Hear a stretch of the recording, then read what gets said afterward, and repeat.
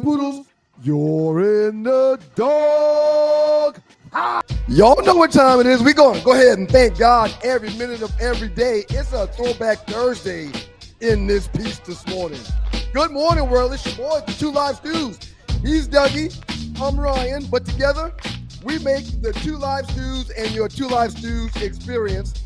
Let's see. Let's get these good mornings in before we get started. The beautiful Mocha Bella first in the building. Good morning, Mocha. Good morning. Sigma, I wish I was a Q, but didn't have the balls to do it. Dad is in the building. That's like you, Sigma. I wish I was a Q, Dad. The great Ron Lee from the Lou. One time to you, Ron Lee. And you never guess who brings up the honorable mentions this morning. Philly's finest, Rel Scott in the building. Good morning to all of you, and good morning to you too, Dougie Stew.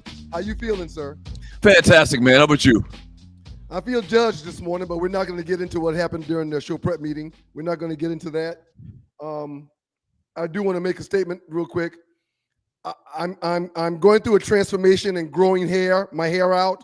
It's going extremely well, except like right up in the top part. I got to figure some things out. I tried something different this morning and was judged by my friends, but it's okay. I'm still going to be me. The show must go on, and that is what it is. You came out in public in a bonnet, man. I mean, there's no other way. We rail about these young people coming out in public in their pajamas and bonnets and curlers and stuff like that, and you, a grown-ass man in your 50s, was on worldwide radio, internet in a bonnet. But that's neither here nor there, man. Guess what? I would like to remind everybody that we do a show prep meeting where we show you how the sausage is made every morning. You can join us at 6:30 every morning right here on YouTube, Stewart Media and Entertainment. Go ahead, sir. You're about to say something else. But good morning, everybody. I thought we were going to have the Eddie Mo video, man, but guess what this weekend is? What's this weekend, sir? It's homecoming at South Carolina State University! Yes! Bulldogs! Go Bulldogs! Go Bulldogs! And so I'm headed down to the Berg as soon as the show is over. Actually headed to the crib, to Moco, to see our mother. Gonna stay there tonight and then headed to the Berg tomorrow morning, man. Who do y'all play, sir, for homecoming? I think we play Savannah State. Don't even know. But typically, why would you know? Because it's a homecoming game. Y'all should win by 85 points. Right, exactly. That's the way it typically works. You hire or you schedule a cupcake, right? A cream puff. I'm gonna give you one opportunity before we get into things because there's a couple of things I want to talk about. Mm-hmm. I'm gonna give you an opportunity to take one guess whose jersey I'm wearing for Throwback Thursday today. One guess, Throwback Thursday. So it looks like this hat should help you. The rim on the collar, the color should help you. And we're coincidentally, I think that's the word I want to use. We're coincidentally going to talk about this person in the first hour of today's show.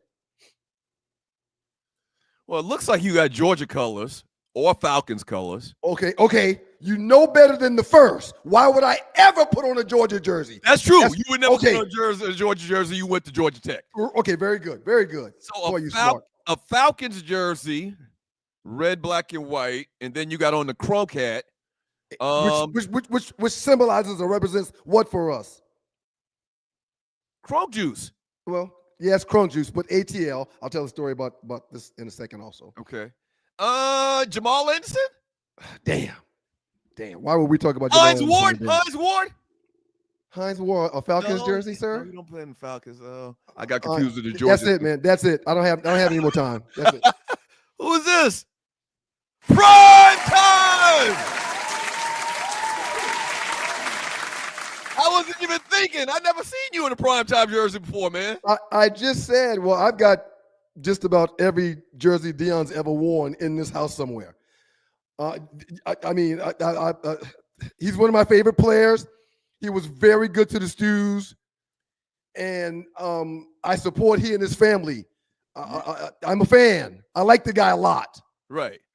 You don't you don't feel like it's right to ask him to come on the show? Well, no, yeah, I have. I've been hitting him up. I've been hitting him up. Okay. Yeah. I've contacted his people. I've contacted one of his best boys. But as we continue to grow and get in more markets, I'm sure the allure for others to join us will grow as well. And well, we haven't really been trying to get people on the show, but I'm just saying, right? People that we know personally, I think we know Dion. We had him on plenty times. People that we know that shouldn't be hard at all. Right. I think we should reach out to those people. Like Yeah. we really, and we've said it before, and you're watching the Two Live Studios experience, we really haven't been getting into the meat of the show with interviews and stuff like that because of efficiency. We're only here 2 days a week. It's only for a couple hours or so. But yeah, I mean, I think we should make a call out to Barry Sanders and Deion Sanders and all of the Sanders. If their last name is Sanders, I think we need to have them on the show. I do. Did you watch Monday Night Football, sir? Before we get into today's show, this is the Two Live Stews experience. Throwback Thursday going down, rocking the Deion Sanders jersey today. As a matter of fact, in the next segment, I believe, we're going to end up talking about the Sanders family and some situations that's going on. I need some clarity. I'm hoping that my brother will be able to shine a light on a situation that I just don't understand. I mean, I don't get it, and hopefully you can explain that to me in the next segment. Sir, let's back up. Go ahead. No, back up where? You were saying something about the hat. Just tied to the jersey. This is a Crunk Juice hat. That we've got a bunch of Crunk Juice gear because we used to be. They used to sponsor the show a while back, and whenever I see Crunk Juice, it reminds me of the ATL and our times on radio in the ATL because they were one of our first sponsors that would go above and beyond for us. I found this hat earlier this week. I reached out to the great John Creasy. I believe you remember. Okay. Yeah. I reached out to JC. Someone hit me back from his number. I simply put in there, "Hey, is this still your number, John?" His response was, "Well, who is this?" Right. And my response was, "Ryan Stewart from the Two Live Stews." Then I got a bunch of crickets after that. What? The disrespect. Disrespect is rampant. Yeah. And when I hit Ryan Stewart, I saw the thought bubbles pop up like he was about to say something, and then the bubbles were there for like 30 seconds, and then that wasn't him. That wasn't him. The person that responded back, that's a new phone. There's no way that guy has the same phone after 20 years. It's literally 20 years. Okay. So the guy just ignored you because he knew you had the wrong number. That's it, man. Don't take it personal. I hope you're right. I hope you're right, man. But typically, if you text someone and ask them is this still their number, they'll be like, "No, I don't know who you are. No, this isn't John. Wrong number." They didn't say that, which makes me think that it was JC. Yeah. But he's just above him. He's just better now. How dare he? I don't see Crunk Juice on the shelves anymore or talked about. I don't. So we made him famous back in the day. They may have been out of business for a decade now. I mean, it's been that long. Okay, Two Live Stews experience got a lot of good stuff going on. But before we tell everybody about the good stuff that's going on, I got a bunch of stuff I got to throw out there, man. Go ahead, sir. Did you watch any of the Monday Night Football? There were two pretty decent games. Well, one decent game. Actually, I think I need to do what I need to do first. Handle the business first, man. Before you get to that, can you just like bookmark that for a half a second? Huh? Huh? Sure, man. We have to set the show, man. You know how this business works. Four people on this platform. With the addition of the great Reggie Carson, the Dover Dog, there's 5 people that consistently are on this platform, and there's only 2 voices that get heard. Sure, Doug, do it the way you want to, man. Hey, man, we have to handle a business. If you don't think we should handle the business before we get started and talking about everything else, tell me. Well, but what is this? Typically, I'll be damned.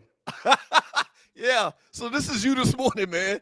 I mean, somebody got to handle a business other than a person that'll come on worldwide internet, web, TV, radio with a bonnet on. So sometimes sometimes I feel like I should take the lead on these things and just go ahead and do it because you not about your business a lot of the times, evidently. Okay? So once again, you are watching the Two Live Stews Experience. Doug Stewart, Ron Stewart. Couple things I need to remind you about. I am at a loss for words. Today is a Giving Thursday. If you'd like to donate to the show to keep the lights on, we would really appreciate it. Look to the bottom of the chat. To the right, there's a dollar symbol. Click on that and donate whatever your heart desires just to help this fine radio program continue. All right. And before you move any further, let me say something, if it's okay with you and Tree. Also hit the share button. It's very important that you share the show. Click on the share button and share and give the gift of the Two Live Stews. Okay. We got Reggie Carson's Fifth Down coming up a little bit later. The last 48, the biggest memes in the Two Live Stews Facebook chat group, and Classic Stew and the top 5. Classic Stew, the first time we've done Classic Stew on this new rendition of the Two Live Stews. Yes, studio audience is crunk. Studio audience is crunk. And I ask as a personal favor that you go on to hashtag LHIA, which stands for Live is Homecoming in America, and view and participate and follow all of the big happenings going on in Orangeburg, South Carolina this weekend with South Carolina State University for its homecoming. All right, man, go ahead. You got it. You got it. You got it now, player. You got it now, player. Two quick things real quick. Yes. Shouts out to WGPR, Hot 107.5, yes. HD2 FM in Detroit. We here. Shouts out to the good folks from the Sports Rap Network. Yeah. We here. And we appreciate y'all for listening and for watching and for passing the word. We really would appreciate you guys passing the word. Second thing before I get into what I was going to say before I was so rudely cut off because I don't have a voice on this platform. I don't get to do what I want to do when I want to do it. I mean, it's hard. You mentioned FM radio. It's hard to give you a voice when you look like that, man. You mentioned we need to take your voice away. We need to take your voice away, man. Oh, go ahead, man. Go ahead, man.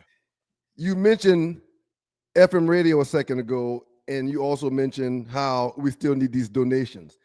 There's a misnomer that when you're on FM radio, you're making buku dollars and amounts of money. I will have everyone that is listening under the sound of my voice to know and to understand that we are not being paid for this partnership that we've got with FM radio. As a matter of fact, at the end of the day, we're paying these folks to allow us to be on their network. Not necessarily. No, yes, exact necessarily. Way to put it. Yeah, it's costing us to be a part of this platform, trying to grow this amazing broadcast that we put together 2 times a week, that we're trying to put together 5 times a week. So no, Mr. Rail Scott, who knows every damn thing, we are not rolling in the dough. We're paying dough at the end of the day to be where we are when it comes to these fine folks in Detroit. Well, I just think we need to use a little bit more discretion about telling people all our business. No, but what Rail was doing. Discretion is a good thing. A guy that has making us go above and beyond to put together tailgates around his goddamn schedule. What Rail is doing is putting out information that is not correct. And I want to make sure. What did he say? What did he say? He went in the chat talking about how we roll it in the dough and FM radio people make all kind of money. No, we almost paying. I know better than that. I know Rail didn't do that. I know he didn't do that. What I do now? You always doing something, Rail. So once again, this is more so a partnership than we're getting some type of salary, anything like that. We believe in the vision of the Sports Tech Talk Network. Do y'all see how we act when y'all take the time to give us 99 cents? We're overwhelmed every time 99 cents come in this piece. We need it. So we are not being paid to do what we do right now outside of y'all's generosity. You really need to just be, you're really doing too much right now, man. Once again, we are in a partnership with the folks at WGPR 107.5 in Detroit. The Sports Rap Network is a vision that we all have based on the barbershop sports talk that we do, the sports rap that we've been doing for 25 years. Shouts out Detroit. we believe it's going to grow. We don't need to get into all of that. I would just ignore people like that and questions like that and statements like that from people like Rail. When they're putting out those lies, I mean, just boisterous lies. I'm a Virgo. I wear it on my sleeve. I'm not the one that can just walk away or ignore the misnomer or the untruth that's being told. Second thing, did you watch any of the Monday Night Football? Yes, absolutely. Okay. Sir, the Cincinnati Bengals had more penalties than they had first downs on Monday Night Football. Oh, yeah. Yeah, that's crazy.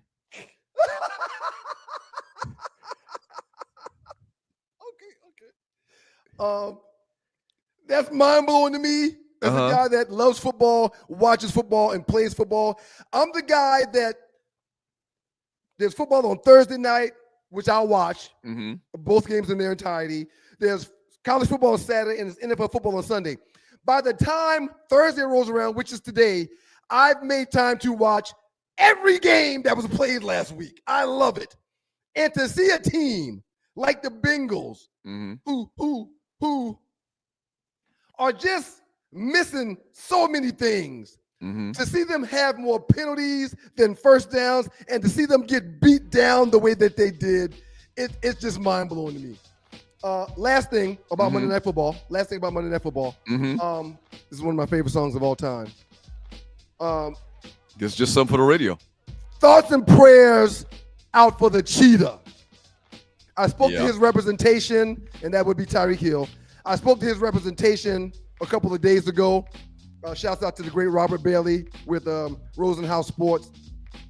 And the cheetah's in good spirits.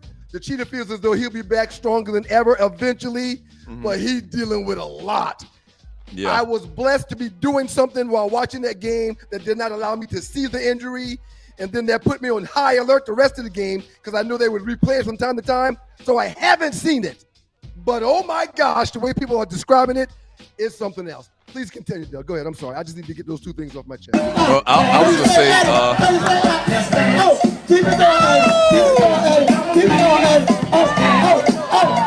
What the hell?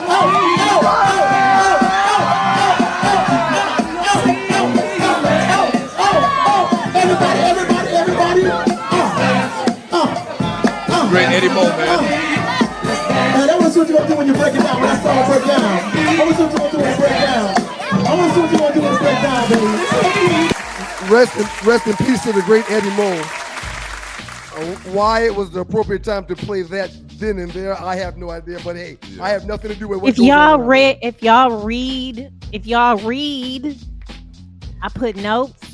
It's okay. Good morning. Okay. Let's just move on. Yeah, that wasn't the effect that I was looking for this morning. No, it wasn't. That was the great Eddie Mo. That was the great Eddie Mo. If you've seen Radio, this is the best way I describe Eddie Mo to people. If you've seen the movie Radio with Cuba Gooding Jr., Eddie Mo was radio for South Carolina State for like 30 years, except for he was a lot more crow. We got a lot of good stuff going on in the doghouse for you guys today on Stewart Media and Entertainment, the Two Live Stews Experience. Up next, after we pay some bills, Shedeur Sanders is in the news, and hopefully Doug can explain what in the hell is going on, because I need to know. Shouts out to his dad, Dion. Yep. Hey, don't go away. Two Live Stews Experience. Yeah. Throwback Thursday. Great Throwback Thursday. Last 48, top 5. We got a great show lined up for you today. And it's homecoming in Orangeburg, South Carolina. Listen, I played in the NFL. I've taken enough shots to last a lifetime. And let me tell you this, taking a shot just to lose weight, that's not a smart play. That's why I roll with Brain IQ, the all-natural weight chews, cut cravings, boost metabolism, and sharpen focus. No needles, no chemicals, no crash. Just results you can chew on. And Brain IQ is not just about weight chews. They've got a full lineup of all-natural products to keep your mind sharp, your body fueled, and your health on point. Skip the needles, choose natural. Order now. BrainIQHealth.com/REF/1LiveStew. Brain IQ Chews. Smart, natural, built for results.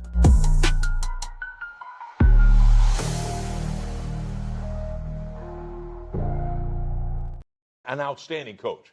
All right?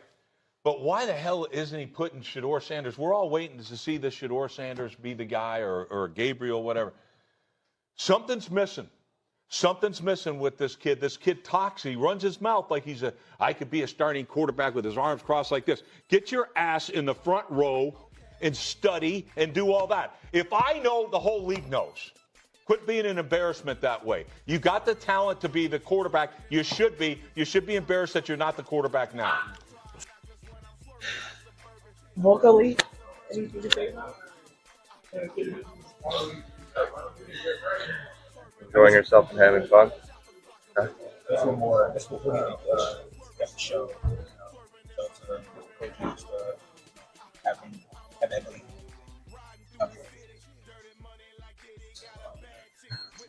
What can you say? How much is Joe? Of course, both you and Dylan. Guys like development.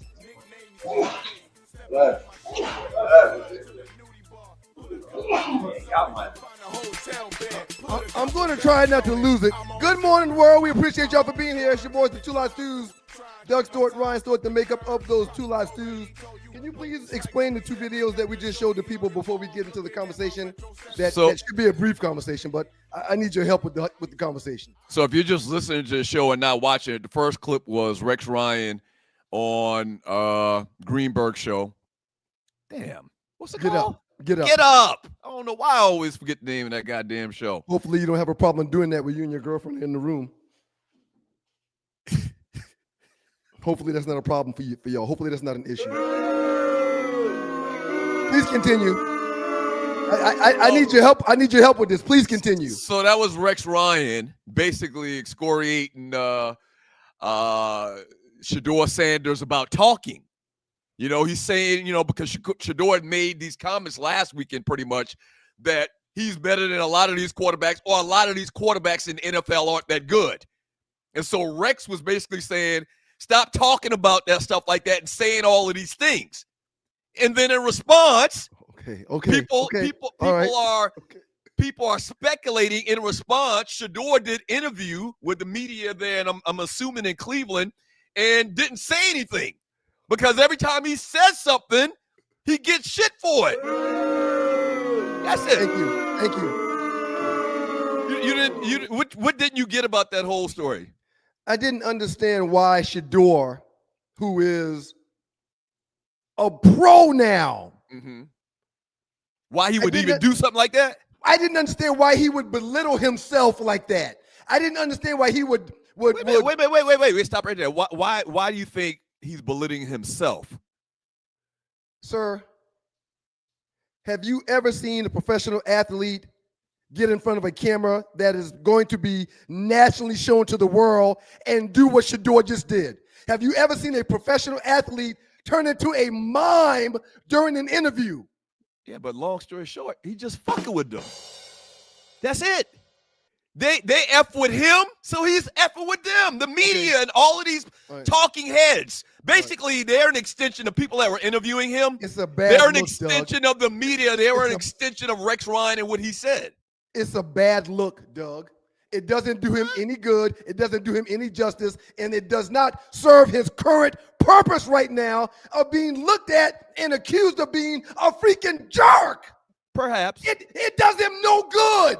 His last name is Sanders. Perhaps. He is NFL royalty because of his father, not his own actions in the league to date.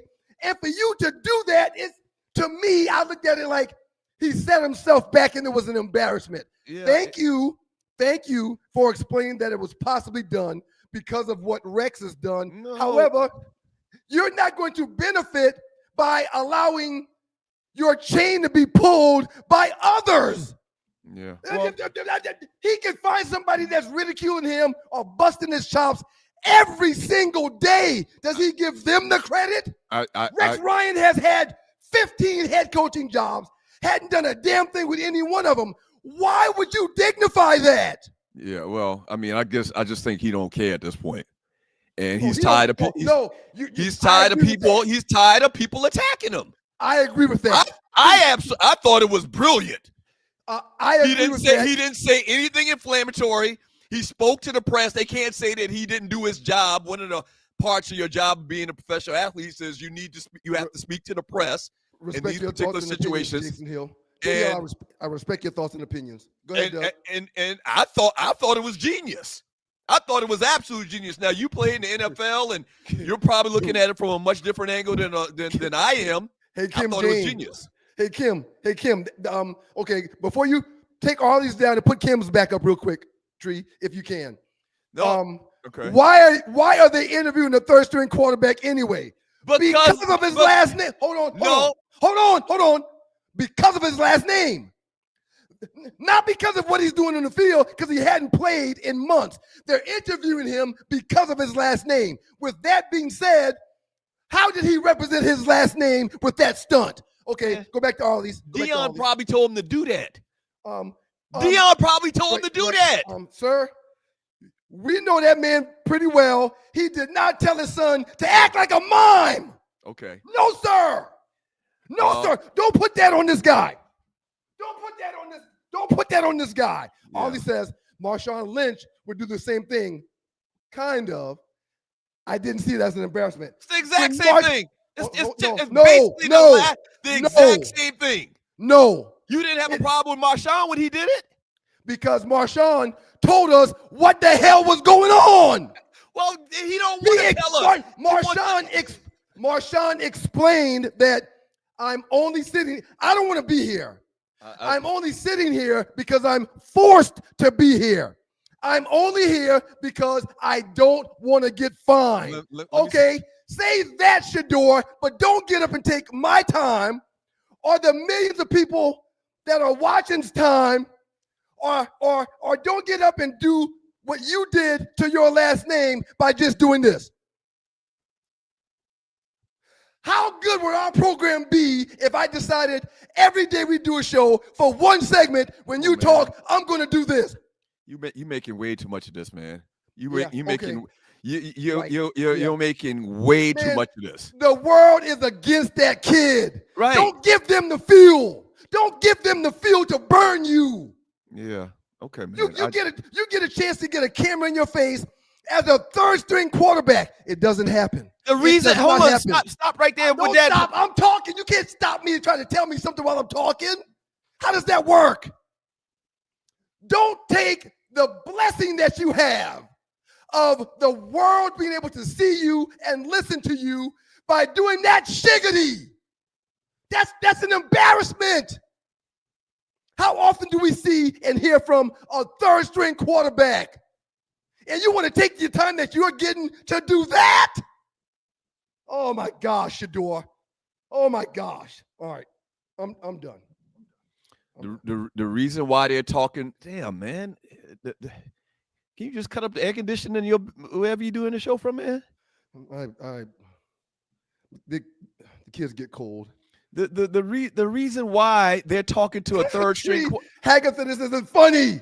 This isn't funny, Hagatha. All right, I'm listening, Doug. Go ahead. I'm sorry. I don't want to act like you and cut you off. Once again, the reason they're talking to a third string quarterback is because they fucking with him. All right. They want him to have a reaction. Right. They're basically poking the bear.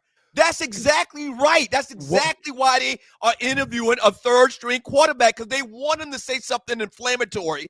They want to say they want him to say something that they can get a bunch of clicks for. He simply is not giving it to them. I don't understand what you don't understand. This is referred to as a callback. What I'm about to do is referred to as a callback, where I say something and move on, and we talk about other things, and then I bring back what I said earlier. It's a callback. Okay.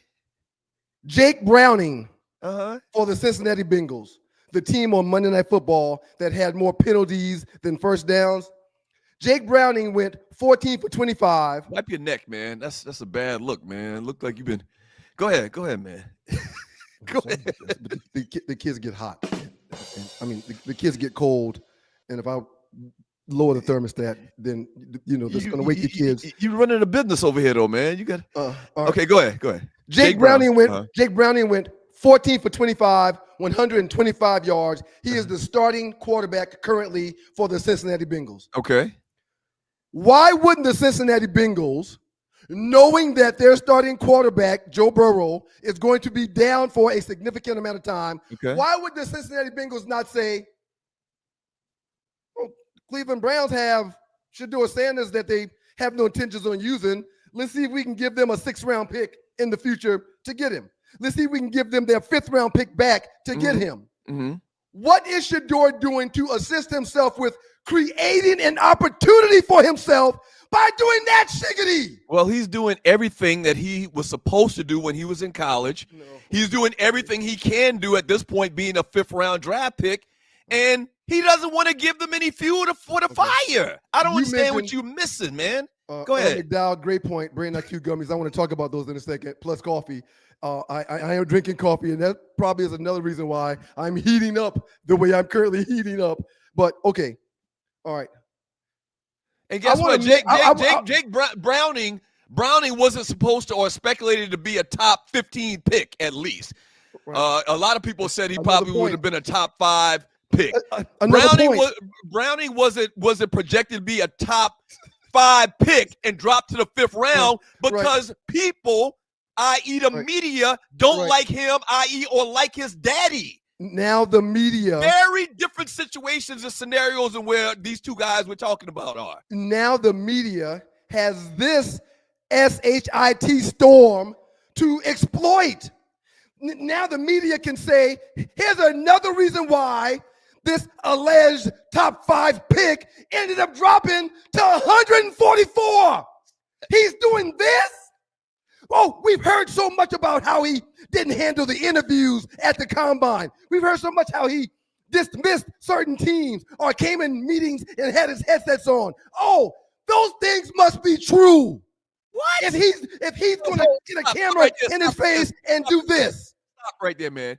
Do you not think everybody that has an opinion in sports, in football, in the media, you don't think they already have, damn, man, you killing me with this, right? You don't think that all the variables involved in this equation and talking about Shedeur Sanders have already made a determination about him, his personality, who he is? And my point to you is this. The stunt he just pulled helps him how? I'm shocked, man, because you know what? Everybody got an opinion. Everybody got thoughts. But what he just did in front of the world helps his case how? Shows that he's a leader how? Shows that he's got the capacity or the abilities to be a franchise's face how? How? How did what he did, how did what he took the time to do help his situation at all? So I'm shocked. If one of your daughters got up in front of the world and instead of answering the question, did that, you would be embarrassed. I would not have a problem with it at all based on the circumstances. Right. And everything that's happened since the draft. Yeah, okay. And I'm shocked that you're saying this because don't be shocked. You know who the people are saying this are? They're Rex Ryans. Right. They're people and they're journalists and they're reporters that don't like him, i.e. don't like him and his daddy, that are saying everything you're saying. I thought the last person in the world that would disagree or have a problem with what he did would be you. Right. Because what he did is going to get the heat off his back that everybody in the media is giving him. And again, it's an incredible blessing. I don't expect for you to understand. It's an incredible blessing for the third-string quarterback to weekly get a camera in his face. And you do that with it? Oh, that's blasphemy. Let's back up to that. He shouldn't be a third-string quarterback. So the problem is messed up from the very beginning. Do you not agree that he shouldn't be a 5th-round quarterback? I should be a first-round draft pick, but I wasn't. It is what it is.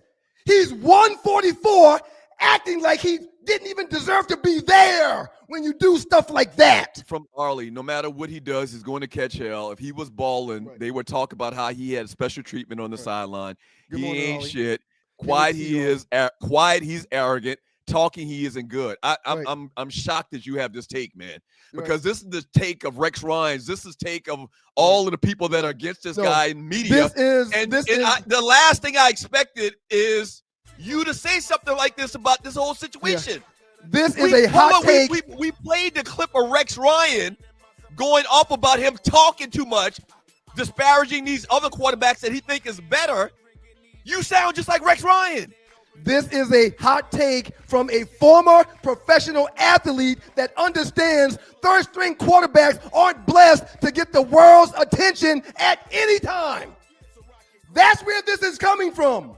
This is not Ryan Stewart, radio talk show guy that is trying to create a hot take. This is the former professional athlete on this platform that had a huge problem with how Shador decided to act in front of the world. You are not getting any love. All you are getting is hate, and what you're doing is pouring gas on the fire. Yeah. Up next in the dog is with your boys, the Two Eye Stews. Oh my gosh, we're going to have the fifth down. We're going to have the fifth down with the great Dover Dog.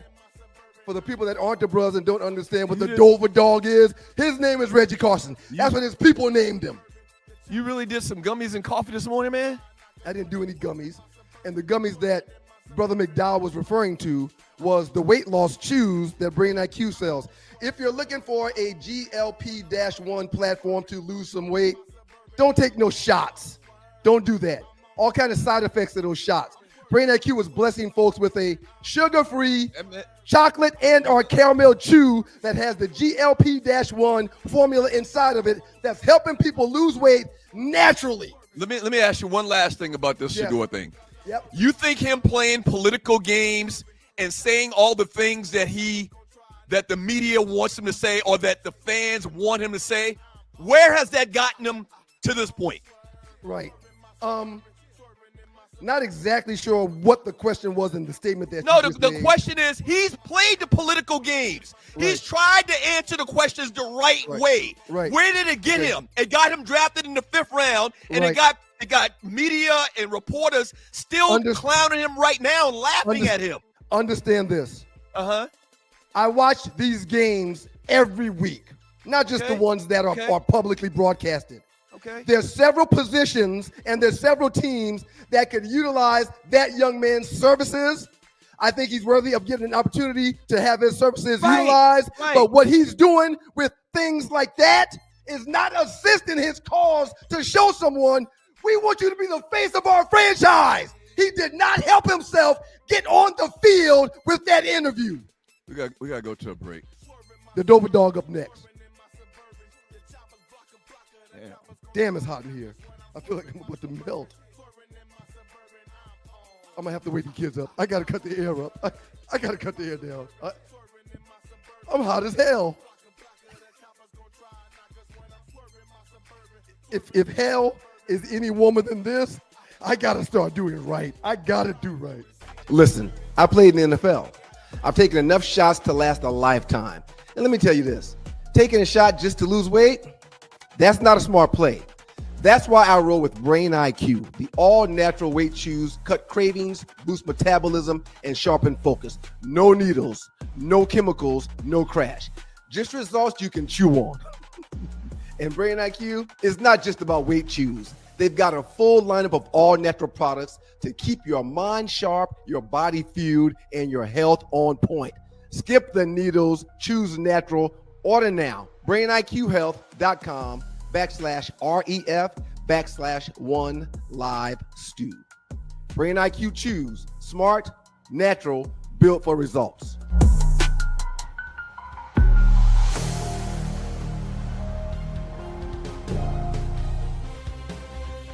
Y'all know what time it is. It's time for the fifth down with the great Reggie Carson.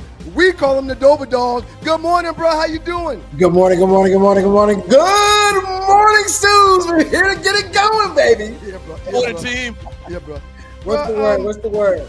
We So know y'all you got have, into it with the we know Shador. we know you have your 5 downs, bro, and we're looking forward to that as it's a highlight of the show, and you do a great job with it. But bro, before you get into your fifth downs, can you share your thoughts on what we just got into with Shador and his mime rendition on the world the past couple of days? Ryan, I'm leaning more towards you, brother.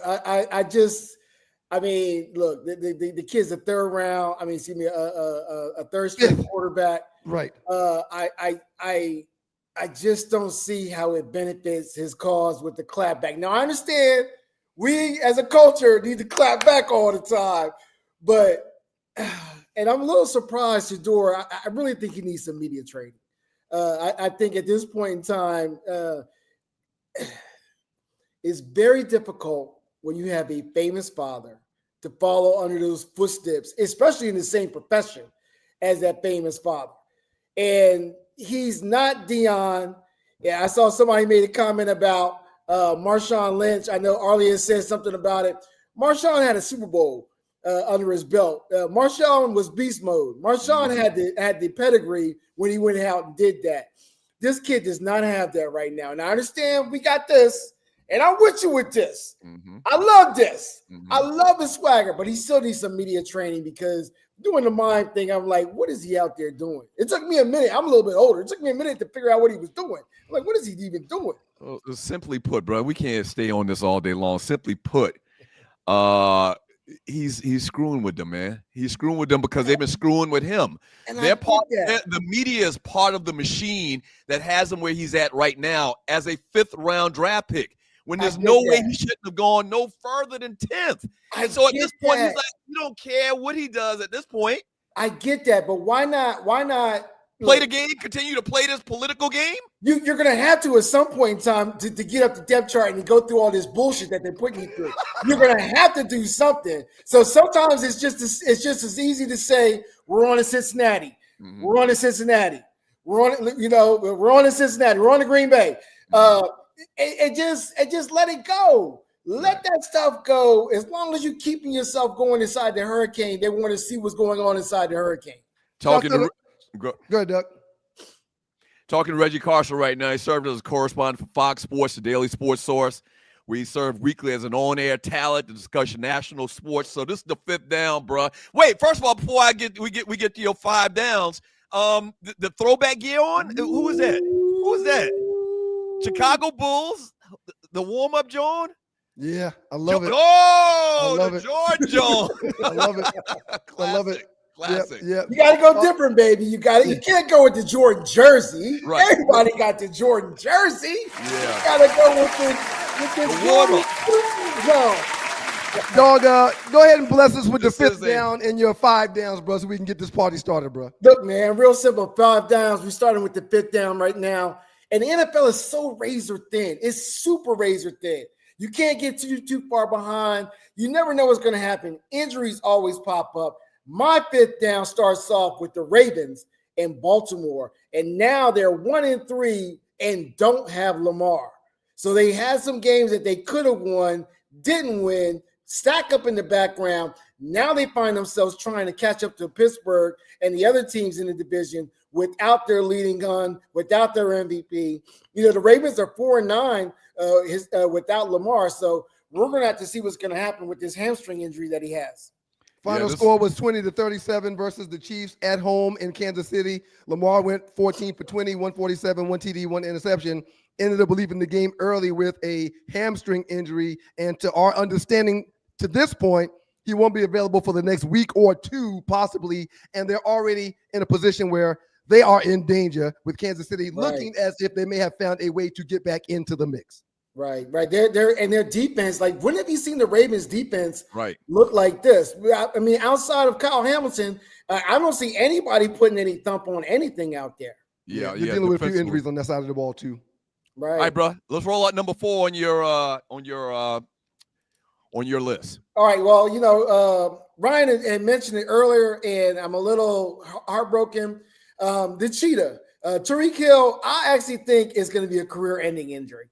I don't know how you come back from what he came back from and terrorize the league at what he did. So I was sitting there, I was thinking, what offensive weapons, what offensive receivers terrorize the league? The only two I can think of were Calvin Johnson and Randy Moss, and then Tyreek Hill, where when they stepped on the field, it was just purified terror. Who's got number 10? Where's number 10 on the field? The same way you did with Randy when 84 went out there. You were trying to figure out where they were.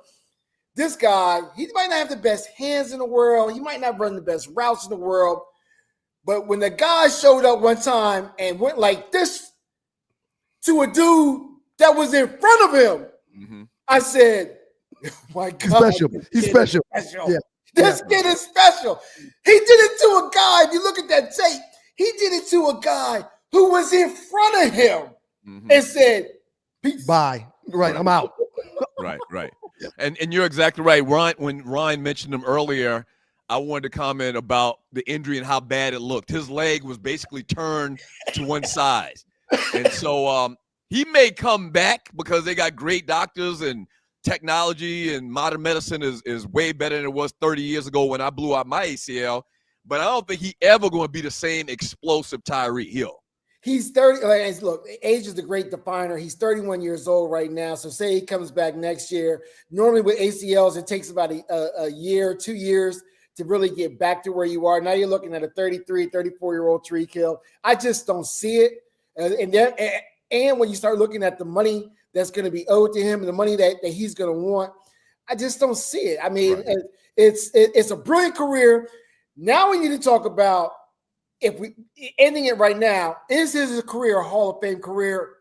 I say yes. I say yes. Wow. I'm borderline. I too am borderline. I say yes. Based on the sheer terror of what he did in the league, I say yes. Finishing up with Reggie Carson right now, the fifth down, and we're talking about some of the biggest stories in the world of the NFL coming up this weekend. All right, what about your third down, bruh? It's a copycat league, and it's a copycat league for a reason. What Indianapolis is doing is copying the Philadelphia Eagles from last year. They're going to run the rock with Jonathan Taylor, and they're going to consistently play good defense and wait for you to make a mistake. It's a copycat league for a reason. They've got the back to do it. In my opinion right now, Jonathan Taylor is the number one back in the National Football League. Outstanding job, bro, when it comes to that story. I had a 5-team parlay, bro, and the one game that I lost was the Colts game because I took the Colts to beat or at least cover versus the Rams. So I get that loss. I lose out on all kind of money, and they had 2 touchdowns that were taken off the board from number 10, Mr. Mitchell, because of bonehead. Bro, it's one of the reasons why sometimes you just probably shouldn't wager because never mind, bro. I don't want to get back into that. But great story, bro. Let's get on to number 2, Q. Hey, man, number 2. I feel for this brother Cam Ward. What in the hell is Brian Callahan doing in Tennessee? Their offensive line is a shamble. They're going to ruin this young kid's NFL career before it even gets started. I'm not one to say get rid of people, fire people. People have jobs, people have families. I don't like that whole talk. But what Tennessee is doing right now is destroying this young man's career. They're just not ready to throw his ass out there right now. And this is one of those situations where the question always comes up. Should you put him out there, let him learn in the fire, or should you let him sit on the bench and wait a couple of years like Patrick Mahomes did? Patrick Mahomes. He waited one. Yeah. He waited 1 year with Alex Smith. Yeah, so, I mean, which side do you fall on that whole long argument, that debate that we've had in the NFL for years as far as quarterbacks? Look, I would like go ahead, bro. They had the first round pick for a reason. They had a horrible season. So you got to throw somebody out there that's at least going to get you an opportunity to win. And I understand that Cam Ward, what he did for the U last season was a little bit short of phenomenal. However, that being said, you got to protect the kid, and their offensive line protection is just not there. And they got too many holes. Clearly, when they go back and draft this year, they need to draft on the offensive line. They got to protect the guy. You got to protect your number one asset. So I don't know what comes first, the chicken or egg. Do you start and build your offensive line and then draft and get a quarterback, or do you get a quarterback and then try and get your offensive line? But what they're doing out there right now is actually a travesty to this young man. Titans lose to the Texans. 0 points on the board for the Titans. The Texans won the game by putting up 26. So to date, and this doesn't happen often in the National Football League at all, where a team that is filled with professionals doesn't score a point. There's been 2 games to date that's been like that. This game versus the Texans for Tennessee, and of course the Falcons' 30-point loss where they put 0 points on the board last week. Give us number 1, dog, before you get out of here. Number 1 is quite simple, man. MetLife Stadium is trash because now you got Malik Neighbors going down. The same type of injury that happened to Aaron Rodgers. I know guys are going out there like, damn, where the hell are all these bugaboos on this field? Generational talent in the making. Malik Neighbors, definitely wide receiver number 1, and might have been coming into this season after the first couple games as the best looking wide receiver that we had in the game. He's out. And now you're looking at Dart, who's Dart going to throw the ball to? He's got Scatterboo back there. Shout out to Scatterboo, who's just coming off like gangbusters out there. But I'm looking to see what's going to happen in New York. As an Eagle fan, you definitely want to look and see what's happening up north. That being said, I'm really devastated and hurt that this kid and what he was doing is going to be cut short. I mean, he's going to be able to rehab. Unlike Tariq, he's got some years ahead of him. But those injuries are definitely hard to come back from. And I hate to see Malik Neighbors go down this way. Shouts out to Jackson Dart for the New York Giants, who found a way to beat the Chargers, who were undefeated at the time. The ball game ended up being finished at 18-21. The Giants found a way to win despite losing Neighbors. And real quick, bro, you brought up Scatterboo. I'm never one that will shy away from saying I was wrong or I look like I could be wrong. I said that kid would not be a good pro. Oh boy, Scatterboo looks like he could actually end up being a damn beast. So we'll see. But so far, it's looking pretty good for brother Scatterboo. Yeah. What was the guy's name in Cleveland? Peyton Hillis? Wasn't that his name? Yeah. And Ascot. He's All-Star. Yeah, Mike Allstott. Yes, he's a running back with a fullback's mentality. He's short. He's low. He's short. Low to the ground. He's a bullhorn out there. I don't know how sustainable his running style is in the National Football League, but the kid is a player. Yeah. He's a player, and if he keeps bumping his head like that, either one or two things gonna happen. Either he's gonna score up a whole bunch of touchdowns, or he's gonna end up with CTE. Because one of the two things is bound to happen. Absolutely. Outstanding job today, bro. We appreciate it, bro, Carson. That's brother Reggie Carson, the great Dover Dog, hanging out with the boys, the Two Live Stews, Doug Stewart, Ryan Stewart, the makeup of those stews, and this is your Two Live Stews experience. Shouts out to Elizabeth City, where brother Carson was made. Elizabeth City State University. Elizabeth City State University. Hey man, you know me. Mm-hmm. we go at each other hard on this platform. You did not urinate on Scatterboo like I did. You seem to be optimistic about the opportunities that he would have. Man, he was a part of the difference that was made in that game for the Chargers to find a way to get a win. Well, I mean, now, keep this in perspective. He ran the ball 25 times and had 79 yards. You get the ball 25 times in the league and you're a starting running back, you should have over 100. But I'm not knocking the hustle here. He's been doing a decent job to date. Well, I played the running back position at a high level since the second grade. Shut up, studio audience. Shut up. I played the position at a very. How many touchdowns do you have running as a running back in college football? I didn't play the running back position in college football, but how many touchdowns do you have in college? Period. I had 2 touchdowns, sir. Interceptions for taken back for touchdowns. How many do you have? You did. Thank you. You had 2 or 1. I had 2 touchdowns in the National Football League. I mean, in college football. How many did you have? I had 1. Okay. But that's enough, y'all. That's enough. I get it. So, Scatterboo, man, I don't know what you saw in this kid in college, a little short time that he started to get some shine at Arizona State, that you didn't think that he would be a solid running back in the NFL. And I mean, it's early. What? It's 4 games. It's early. It's early. And I'm not saying I was wrong to date. He did carry 25 times. What's that average when you carry 25 times to get right over 70 yards? Right. Right at 3. But 3. I'm not knocking him at all, because I do believe to date he has proven me wrong. Okay. All right. What are we You're planning on watching- getting into after Carson, Doug? What was it? Oh, the schedule this coming weekend. Okay. And you're watching the Two Live Students Experience. Doug Stewart, Ryan Stewart. The schedule this coming weekend in the NFL and in college football. Go ahead. You do college, and I'll do the NFL, sir. So top 5 games coming up this weekend. So says trending. Number 14, Iowa State at Cincinnati this coming Saturday at 12 p.m. Eastern time on ESPN2. Then you got Penn State at UCLA. Penn State making a run. James Franklin and the Penn State Nittany Lions, 3:30 p.m. Eastern time. Texas, University of Texas, and Arch Manning, starting to try to get things back on track from a very disappointing game number 1 this year at Florida, 3:30 p.m. Eastern time on ESPN. Boise State, big name program, even though they seem like a smaller tier program, facing Notre Dame at 3:30 p.m. Eastern time on NBC and Peacock. And this is crazy.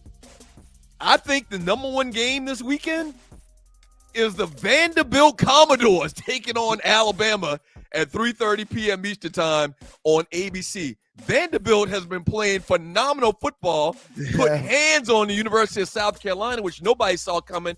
And then you got Alabama coming into this weekend feeling real, real good because of the whooping they put on Georgia. I wouldn't call it a whooping. I shouldn't call it a whooping. Well, it was a whooping. They whooped them tricks.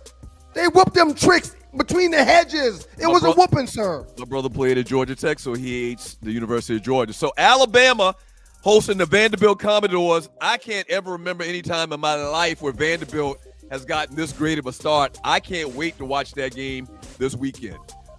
In the world of the National Football League, it starts tonight with a huge game on Thursday Night Football on Prime.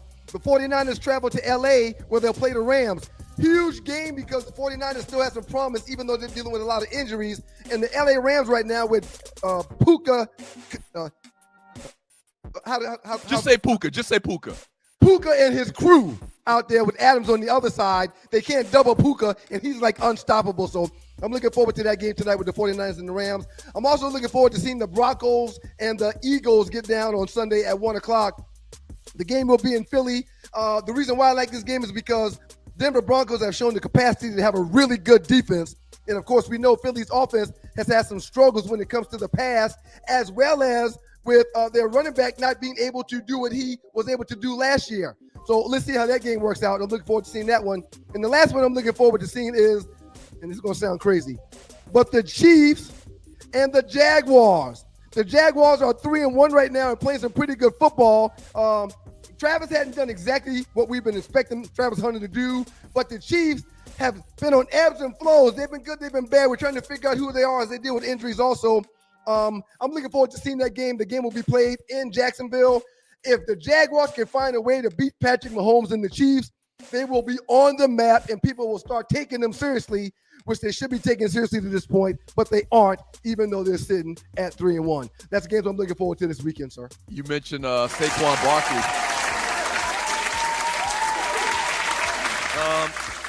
Saying that he's struggling is an understatement right now based on what he did last year. Right. At 2,000 yards, the dynamic, plays that he made all season long and just really getting off to a slow start this year. And it is just a start. Hey, listen, look to the top left or look actually over my head in the picture right now. You see the QR code. Click on that, and that'll take you to Two Live Stews at youtube.com, to our YouTube channel. It'll also take you to our merchandise store, twolivestewstv.com. Both. Not .com. twolivestews.tv.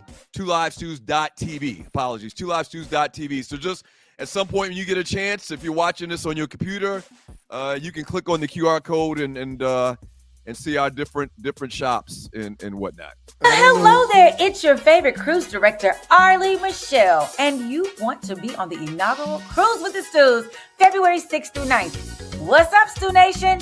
We want to see you out on the big water for the big game, and we cannot wait! Have you signed up to go with us on the cruise yet? If you haven't, there is still time. We want to see everybody's face in the place. We're going to be celebrating from Miami to Nassau, Bahamas, and back.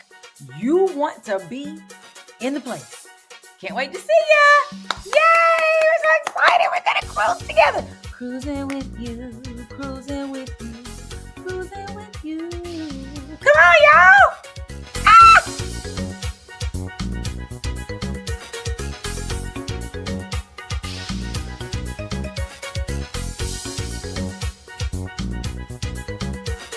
Boys, the two live stews, Doug Stewart, Ron Stewart, the makeup of those stews, and now we're joined by Arlie Wood. Good morning, Arlie. Good morning, Stew Nation. Okay, Y'all real been quick. beat this morning. Real quick. That was Sean, the science kid. Have y'all seen this kid on social media?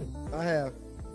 Okay, Sean, the science kid, is probably going to be the person that finds a cure for cancer. Praise the Lord. Seriously. Praise the Lord. Go on social media, Facebook or YouTube. Not YouTube, I'm sorry. TikTok or any of these social media platforms or whatever. He's got a bunch of videos out there. This kid is a genius in the field of science.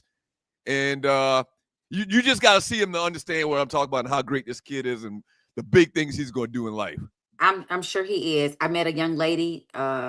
Can't think of her name right now. Last name. Her name is Dr. Green, and she's like a neuroscientist. Has found what she feels like a cure for cancer, and she has to be under like watch because they want to kill her. You know why? Because cancer is big business. So this little boy might need to keep a secret. Lord bless his heart. Absolutely. So sad. Arlie, so sad. How's your morning? And let's get into this report. How's it going? Everything is going well. I understand that you all are very. I see your side. I see Doug's side. I understand. Sometimes you just want to get some get back, but I understand how that's not going to look good for poor Shador. So I don't know what to do. I hope when he does get a chance, he goes out there and shuts their mouth by balling out. So hope he's somewhere taking lots of reps and having conversations with what's his face from New England. Like, hey, bro, how do I throw this ball over here? So, you know. Well, it's funny. They moved Flacco to second string, not to the bottom of the depth chart after being benched. After being a marginal player at best. Right. And who didn't know that was going to happen? He's 40-something years old, and he's he's never really been that great. So why would they think that this thing would be a good experiment? I don't get it. But I cannot put Shador there. This is a lesson. This is how they used to do. Like they make the bucks fight as slaves. Like it's a whole thing. It's a mentality. Not a mentality. What's the word? It's mental. It's all mental right now. In a situation like that, Doug, typically the starting quarterback would be demoted to third string, which means if the new guy, Dylan Gabriel, who is the starter now, goes down, then the second string guy would come in, which should be Shador. But the way they've done it, if Dylan Gabriel hits the fan and doesn't do anything, Flacco comes back. Gets the job back. Right. But it's easy to understand that this kid feels like there's nothing he can do to win. Right. There's nothing he can do. They are trying to purposely sabotage him in his career from the very beginning, from the draft till now. Everything that they've done in Cleveland to this kid from the draft to now. But let me just say this. I'm going to say this, and we're going to go to the entertainment report because that's why we're here. I think that it is a lesson for him in his power of the belief in God. God can move mountains. He just has to continue to do what God says. You do your part. Let me do my part. And so this is a iron where they talk about, diamonds and it takes them. They're hard pressed. They have to go through a lot to become a diamond. It's unfortunate. And it's because of the color of his skin, who his daddy is. It's like he got a lot of setbacks. But one thing he does have is the belief in God. And he better just use that and stand on it right now. You guys have said your part about it. I'll say mine briefly before you start, Ollie. He didn't do nothing to help himself in any other franchise's eyes. Say, we want to give up something for him. He didn't do nothing to assist that part of the equation, which is a big part of the equation. Yeah, what you got, Ollie? Hold on. He's done everything else to try to help his situation. And where's it gotten him? True, but like my daddy say, if you don't do nothing to hurt yourself, don't lose the game for yourself. Yeah. Do stuff to help yourself. There's 31 other teams that he just itched on his situation with. Yeah. Go ahead, 31 other teams passed on him for 4 rounds. Go ahead, Ollie, please. Where's it gotten him to try to be the nice guy and to say the right things and play the political bullshit games? So let's just get up there and act like a dumbass mime. Let's just get up there and say nothing. Go ahead, Ollie, please. Let's go. So all of you all want to cruise with the two live stews, February 6th through the 9th. Check us out at sme.arleywood. And that's Arlie with an L. I don't know why people think I have an I in my name. There's no I. I. I have no I. I'm all about team. A-R-L-E. Arlie, I think most people would think there should be an I in your name. Yeah, but Doug, if I explain how I got that name, then maybe it would. But I'm not going to explain it. So, Hollywood.com. Check us out or give me a call at 678-632-2005 or shoot me a text message. That is a Google number. So, give me a call so we can talk about you getting on this cruise with us. Because come November 22nd, everybody's bills have to be paid. And I know a lot of y'all out there are balling, so y'all can just pay it all in one fell swoop. And we on the cruise. Let's do it, do it, do it. So we're hosting, if you're new to the show, first time you watch anything like that, we're hosting a Super Bowl cruise to the Bahamas. Very unique experience. The first time ever done, we believe. We are going to the Bahamas. You can come cruise with the Stews, the Super Bowl viewing party of a lifetime. Yes, on the big ocean water. Let's do it. It's going to be so fun. I have so many people coming. Some of my line sisters might be coming. I'm so excited. So anyway, we have birthdays. Happy birthday to you. Got to do the fast one. Happy birthday to you. Happy birthday to you. Happy birthday. This is my birthday hat. Happy birthday to R&B singer Freddie Jackson. Have you ever loved somebody? Do you learn to love somebody? Tell me. Woo! Freddie, child. And he lost all that weight. Freddie. Anyway, Freddie is 69. Ooh, good number, Freddie. Good number. Actress Vanessa Bell Armstrong. We all know her from Coming to America, where she could still fit in that dress when they did Coming to America. So get it, girl. 68. Former member of the group As Yet, Deion Allen, is 55. And Latasha Scott of the group Escape, 52. A lot of singers. Over the course of yesterday was Howard Hewitt, a phenomenal singer. Journey Smollett, who is a phenomenal actress. I know I was going to Juicy Smollett. That was wrong. Wrong. Sorry, Arlie. Sorry. But tomorrow, Al Sharpton, Tessa Thompson, ASAP Rocky. How old will Al be tomorrow? How old will Al be? I'm sorry. Al be sure. I don't know. I don't be thinking about the people that don't have an actual birthday. I'll look it up though before we go. Talib Kweli and India Ari. I am not my hair. So a lot of those people celebrating birthdays. So first up, y'all, I'm going to say this because I thought it'd be a funny tongue twister. KK and KJ suing Ray J. Say that fast. KK and Ray J suing AJ. Nope. No. Ray J. They're suing Ray J. Right. Yep. KK and JJ suing Ray J.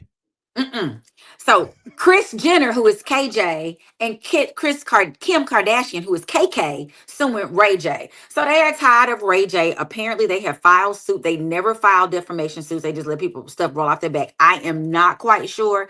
According to their attorney, Alex Spiro, who was also one of the attorneys for Jay-Z when he was going through their whole defamation lawsuit against the Texas attorney who was coming for him and everything got squashed.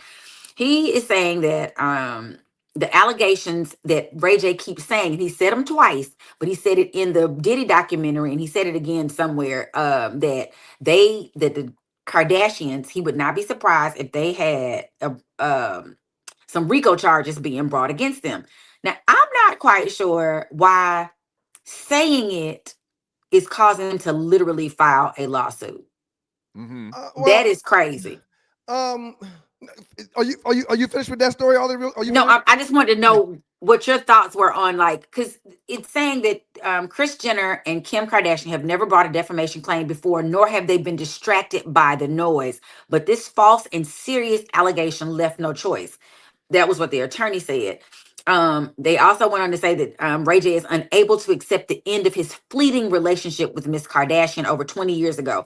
If you all remember, Ray J and Kim K got put on the map because she had a sex tape which is what Ray I was J. about to say. In any court, they're going to be like, aren't you the same lady that laid down with this man knowingly and willingly making a private moment public? Aren't you that same girl? Now you want to sue this guy for something? Shouldn't that be a problem? Should be. I think where I don't understand why they're filing a lawsuit about something that he just is saying. And everybody knows, because people are now going back and talking about how inflammatory Ray J has been over the last several years of just stuff. Recently, he was talking about I slept with Sexy Red. Yeah, I said I did it, but I'm like, ugh. Anyway, that's Doug's girlfriend. Leave her alone. Who, Sexy Red? Yeah. Hell no. She nasty. Yeah. So he says all that, and then Sexy Red gets in his DMs, and she's like, "This what you doing on the internet, talking this junk?" And she screenshots the DMs and sends out like, "This dude is cuckoo. He, I'm apologize. I didn't mean it like that. I was, I just be trolling people." And so he admits he trolls folks. He even said in his when he was talking to Cam Newton on his Funky Friday show, like, dude, I have to do that kind of stuff because the algorithm picks up the crazy stuff. Mhm. So I'm not sure why they're actually like filing a lawsuit against him. And maybe it's because they're talking about Rico, and maybe Rico is something in their future, and they just like, oh, let's stop this now. Rico not in their future. Them people got the complexion for the protection, and they know it. Yeah, I'm the emoji like this now. Why are y'all that's just really interesting because it takes a lot to file a lot. I mean, it doesn't take a lot, especially when you have money, but somebody got to write up a complaint and take it down to the court or send it electronic, whatever the case is in California. And then you got to, suing people is a big deal. Oh, it really is. Okay, Riley. Yeah, I was about to read Ron's messages. I won't do that, but I will say this. The last 4 or 5 times I've seen Ray J publicly, he's not doing anything to help his situation at all. I mean, and maybe he is doing it for clicks because the algorithm likes the crazy stuff, but he's really putting himself in a position where no one's going to want anything to do with him because he's beyond ridiculous at times. Yeah, he goes far. So we're gonna see how this plays out. It's gonna be interesting. Next up, y'all know they've been beefing for years, but the beef went stupid, dumb, crazy. We gonna get in the streets and fight. Her 5-month pregnant self against Nick.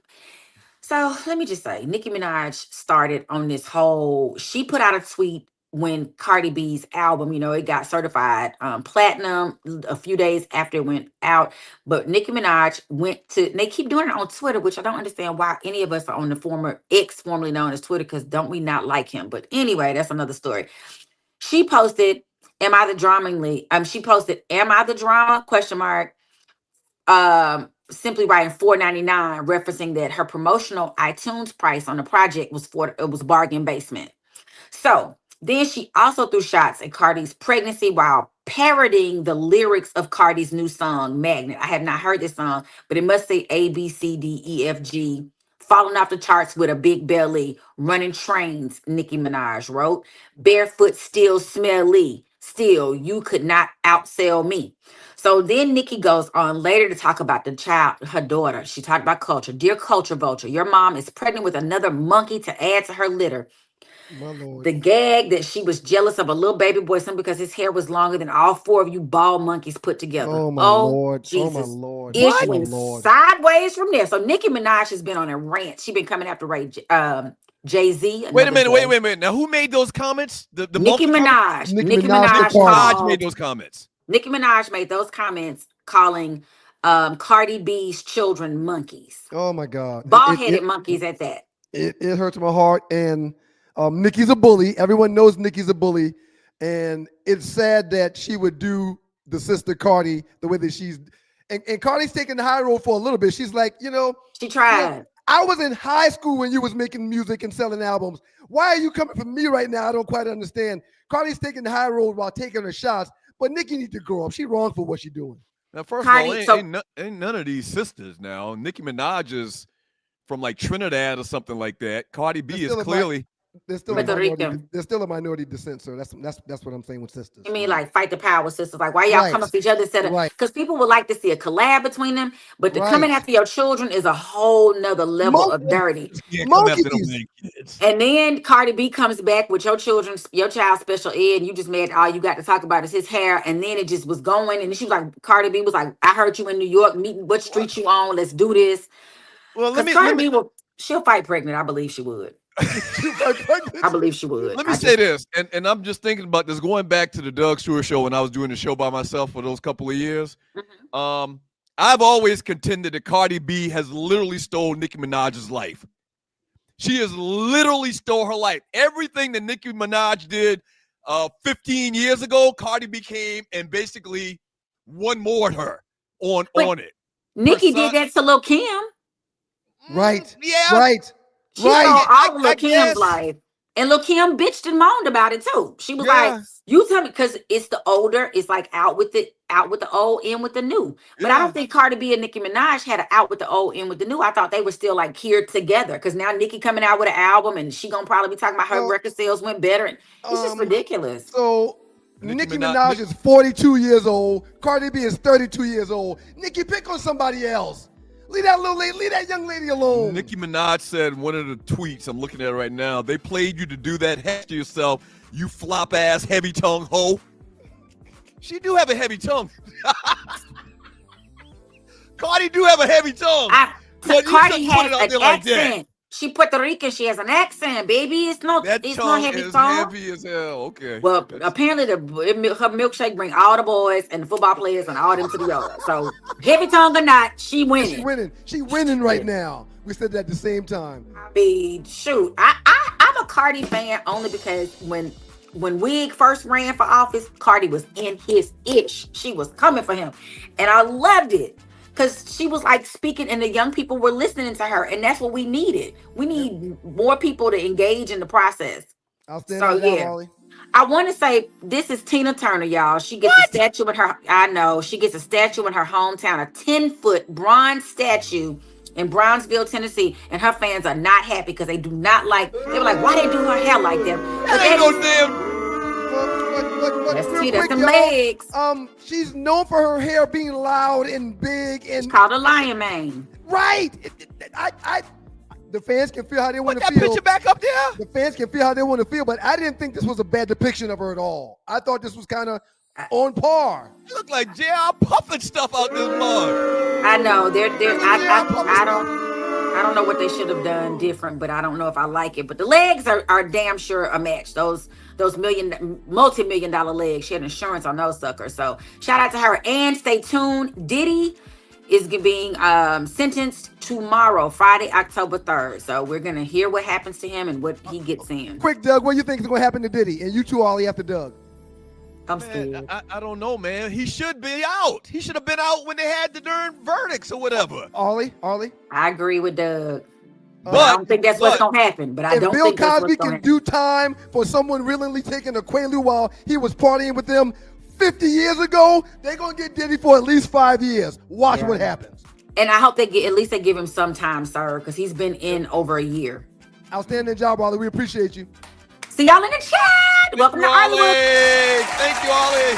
Up next in the dog, I put the boys with 2 live stews, top 5 and classic stews. Looking forward to talking about the top 5, man. Looking forward to it. And we got some classic stews coming up. So y'all keep it locked. It's your boys. It's homecoming in Orangeburg, South Carolina State University. And the 2 live stews experience. Shout out to WGPR, Hot 107.5 FM in the D. What up, though? Detroit. We appreciate y'all. Y'all keep it locked. What up, though?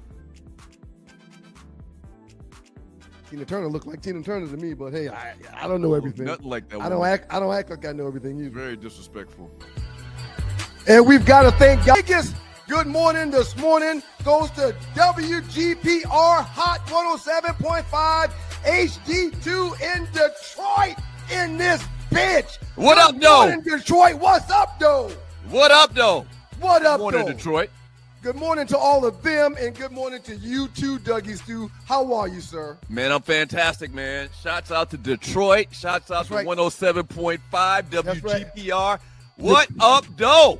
Catch us on Sports Rap Network Mondays and Thursdays at 10 a.m. on WGPR HD2. Doug Stewart and Ryan Stewart streaming live Monday and Thursday at 7 a.m. That's the number 2 live stews, YouTube.com. 2 live stews, YouTube.com. Are you tired of workouts that leave you feeling drained?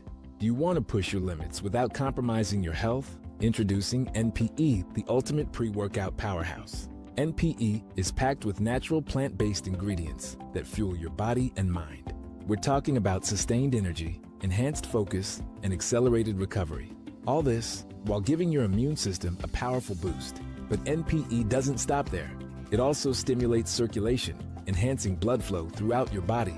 And it doesn't just improve your workout performance, it also boosts fertility and sexual drive in both men and women. Whether you're a seasoned athlete or just starting your fitness journey, NPE is here to help you reach new heights. Don't settle for sluggish workouts. Unleash your inner athlete with NPE. That's natural performance energy. This is not your ordinary pre-workout supplement. Our clients will tell you NPE also stands for Natural Power, Peak Performance. Every workout. It's your boys, the Stews, the Two Live Stews. He's Doug, I'm Ryan. But together, we're your Two Live Stews, and this is your Two Live Stews experience. Good morning, world. Good morning, world. Stewart Media and Entertainment here. Shouts out to the good folks in Detroit. WGPR Hot 107.5, HD2 FM in Detroit. The Sports Rap Network has the Two Live Stews. We forgot to mention something, if I could go back briefly and mention it. And shouts out to Brother Carson for the reminder. Yesterday was the anniversary of something that if I ever see it on TV or if I ever see it online when I'm perusing, looking for things to look at, I will stop everything I'm doing to watch it. Yesterday was a walk through hell, the 50-year anniversary of the Thriller in Manila with the great Joe Frazier versus the great Muhammad Ali. It was 50 years ago yesterday, so that means I was 2 when the Thriller in Manila took place. Sir, you and I both love the sweet science, and every time I see this fight, if it's just clips or the entire thing, I'll stop what I'm doing to watch it. It was one of the best matches in the history of the fight game. Boxing matches, yeah. It actually was in a Coliseum.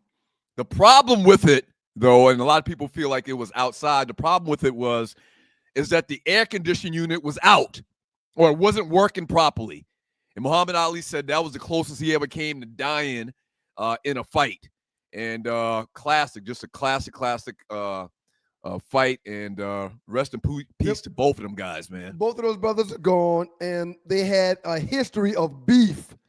Some people thought it was made up. Some people didn't think it was real. Towards the end of their life, they had some kind of common bond, toured around together, took pictures together, was shaking hands, was going to boxing events together. But 2 great human beings inside and out of the ring. Shouts out to the 50-year-old Thriller in Manila. She says, but today is the 45th anniversary of my least favorite fight of all time, Ali versus Holmes. Yeah, that ranks up there very high for me, too, as far as least favorite. Followed a little bit. It follows Mike Tyson and Buster Douglas for me. Mike Tyson and Buster Douglas. Tyson gets knocked out. Roy Jones Jr. and what's the guy? Stop. Real quick. You mentioned Tyson and Buster Douglas. Do you think he threw that fight? No, he didn't throw that fight. Hell no. Why do you think that? Well, we've been talking about how boxing is going in a different direction these days. And for years, people have talked about how the fix could be in on certain fights. Look, man, we were following Tyson back in those days like none other. We were blessed to go to several of his fights and Mayweather's fights in Vegas. We had a deal with HBO. To a man, there was no way in the world Buster Douglas was supposed to beat Iron Mike Tyson in that fight, but he did. Yeah, but if you watch the fight, there was clearly nobody through the fight. All Tyson got pummeled. Okay. I mean, he really, Buster Douglas was on his shit that night. Yeah, absolutely. Yep. Okay. And my first all-time worst fight is Roy Jones Jr. versus Antonio Tarver. That hurt me. Yeah. That hurt my soul. Yeah, that definitely hurt my soul. We loved Roy Jones Jr. Shouts out to Tarver. Well, I had some personal beef with him, but we're not going to get into that on the show because we don't have time to bring that up. No, go ahead. Give us the quick version, the Cliff Notes version. We dated the same chick. We had a friend that we both were friendly with. Why am I just hearing this? Well, I'm not a kisser and a teller. You know, that's not what I do. You're not a kisser and a teller. I'm not a kisser and a teller. But yeah, I was dating this young lady out in the Midwest. I'm not going to say exactly where. And after we'd been friends for a while, you know, she mentioned that this particular weekend when I was flying into town with a couple of my buddies to hang out, she mentioned how she wasn't going to be available. And I'm like, well, you're always available when your boy comes through. You're not going to come kick it with us? And she's like, yeah, nah, you know, my man's going to be here. And I was like, your man? First time I'm hearing about you having a man. Who's the dude that's your man? And when she said his name, I said, what? Are you crazy? You trying to get me killed in these streets? Yeah. You don't want them problems. Just go ahead and let her go. Just let her go. It's the last time we spoke. It's the last time we spoke. I used to be in her crib chilling. If that dude would have came to the door, what am I supposed to do? Yeah, get your ass whooped. That's it. Oh, gosh. Yeah. Hands are registered as lethal weapons. I don't want no problems with nobody. And I was upset that she did not share that was her man a long time before she ended up. Oh, boy, that was bad. Real dangerous. That's Real interesting. dangerous. You never told me that story before, man. We got to get to this top 5. Real quick, right before you do that, I want So to the top 5. With one, the top one 5, thing is, did you like the Miami uniforms, the blackout? Did you like the black uniforms that they wore? the top 5 were the top 5 Alabama things in honor of Alabama coming into Georgia's house and beating the Georgia Bulldogs. So we listed the top 5. Thank you, Tree. We listed the top 5 Alabama things. And Tree, what is we got plenty of. And if you're new to the show, what the top 5 is, we come up with a top 5 list on a particular topic, and we let the listeners vote on whose list is the best. And so this particular list, once again, was the top 5 Alabama things in honor of Alabama coming in and beating the Georgia Bulldogs. So, Arlie, Tree, for go us ahead to and have put a up the list. blackout, I was very. Thank you, Tree. So this is the top 5 Detroit things. Here's showing the tally at the time. You got one more damn. Ryan is up right now, and it goes all the way to 25. Whoever reaches 25 first, 25 wins the inaugural top 5 competition. Ryan was at 22 wins. I was at 18 wins. And let's look at the results from this past top 5, Tree. Top 5 Alabama things. 73%. Whoa. Come on back in, 27%. Yes. 73% of the votes, the people sided with my list, the top 5 Alabama things. Thank you so much for your votes. Can we actually put up the list? And let's review my list. Let's put up the list. There we go. Top 5 Alabama things, not including Alabama football. That's very important as well. Number 5, the Mobile Mardi Gras. Number 4, the great Hank Aaron. Number 3, rich history of HBCUs. Shouts out to Alabama State, A&M, Talladega. The brothers who participated in the Montgomery Brawl. How do you leave out the Montgomery Brawl?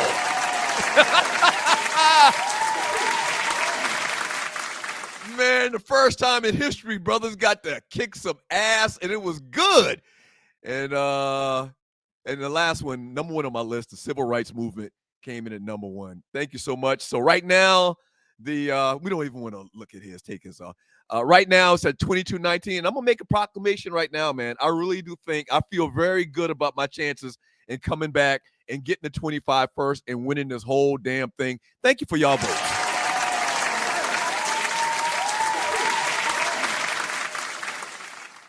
Thank you, man. We're running a business here. We need you to come back in. I mean, I wouldn't mind if you stay on, but we need you to come back.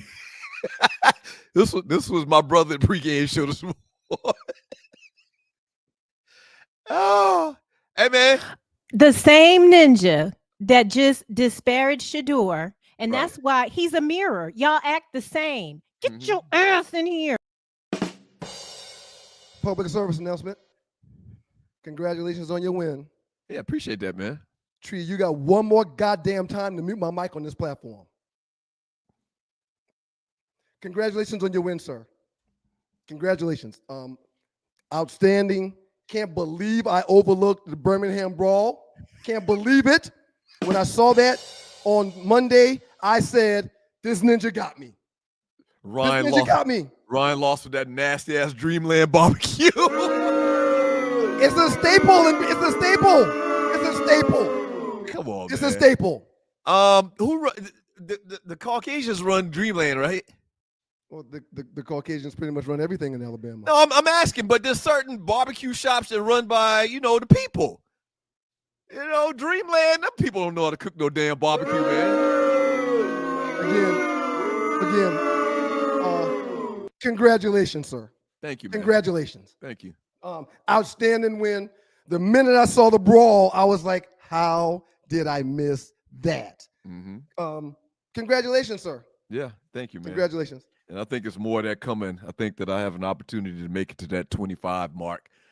And Okay. Yep. yeah. Yep. And you're watching the Two Live Stews Experience. So we got classic stews coming up next. In the next segment. No, it's this segment. And you may need to explain exactly you what please classic set stew is it for those up? who don't know. So we're going to do it right now at the top of the next segment. Now. It's this segment, sir. If you're looking at the rundown, you will see that it's this segment. Well, I mean, and I teased the last segment for this segment. So if you were listening, you would have heard that too. Well, I was looking for you to take the lead on that because you usually take the lead on setting stuff up around here. Right. And you didn't do it, so I was wanting to make sure. That's all. Hard to take the lead when your mic is being muted. So classic stew is we have a ton of clips. Shouts out to the historian of the Two Live Stews, Brother McDowell. Brother McDowell. He has a bunch of clips from the initial radio show on terrestrial radio from 20 years ago.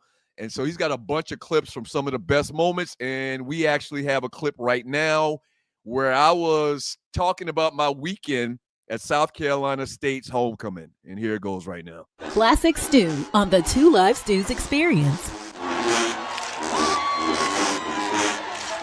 Announcement, man. I got an admission, per se. And this is kind of embarrassing, but I think it's going to add something to the show. This past weekend, I went to homecoming, as I mentioned earlier, and I drank profusely. I did. I threw up, man. I threw up. I threw up this weekend. Excuse me?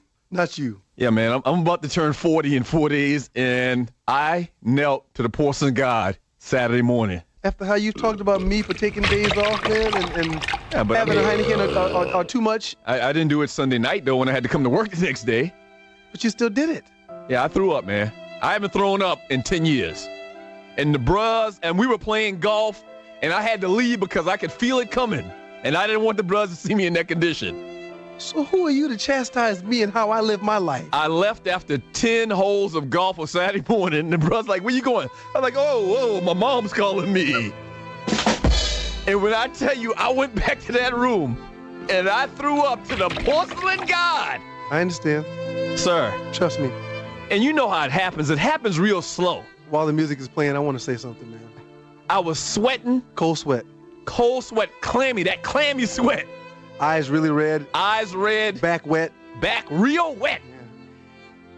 And then you tried to bring it up, but it wouldn't come up, so you had to dry heat for a little while. Nah, I knew it was going down, so I told them dudes I had to go. I've been there. Well, look at the time, guys. Well, we got 7 more holes, Doug.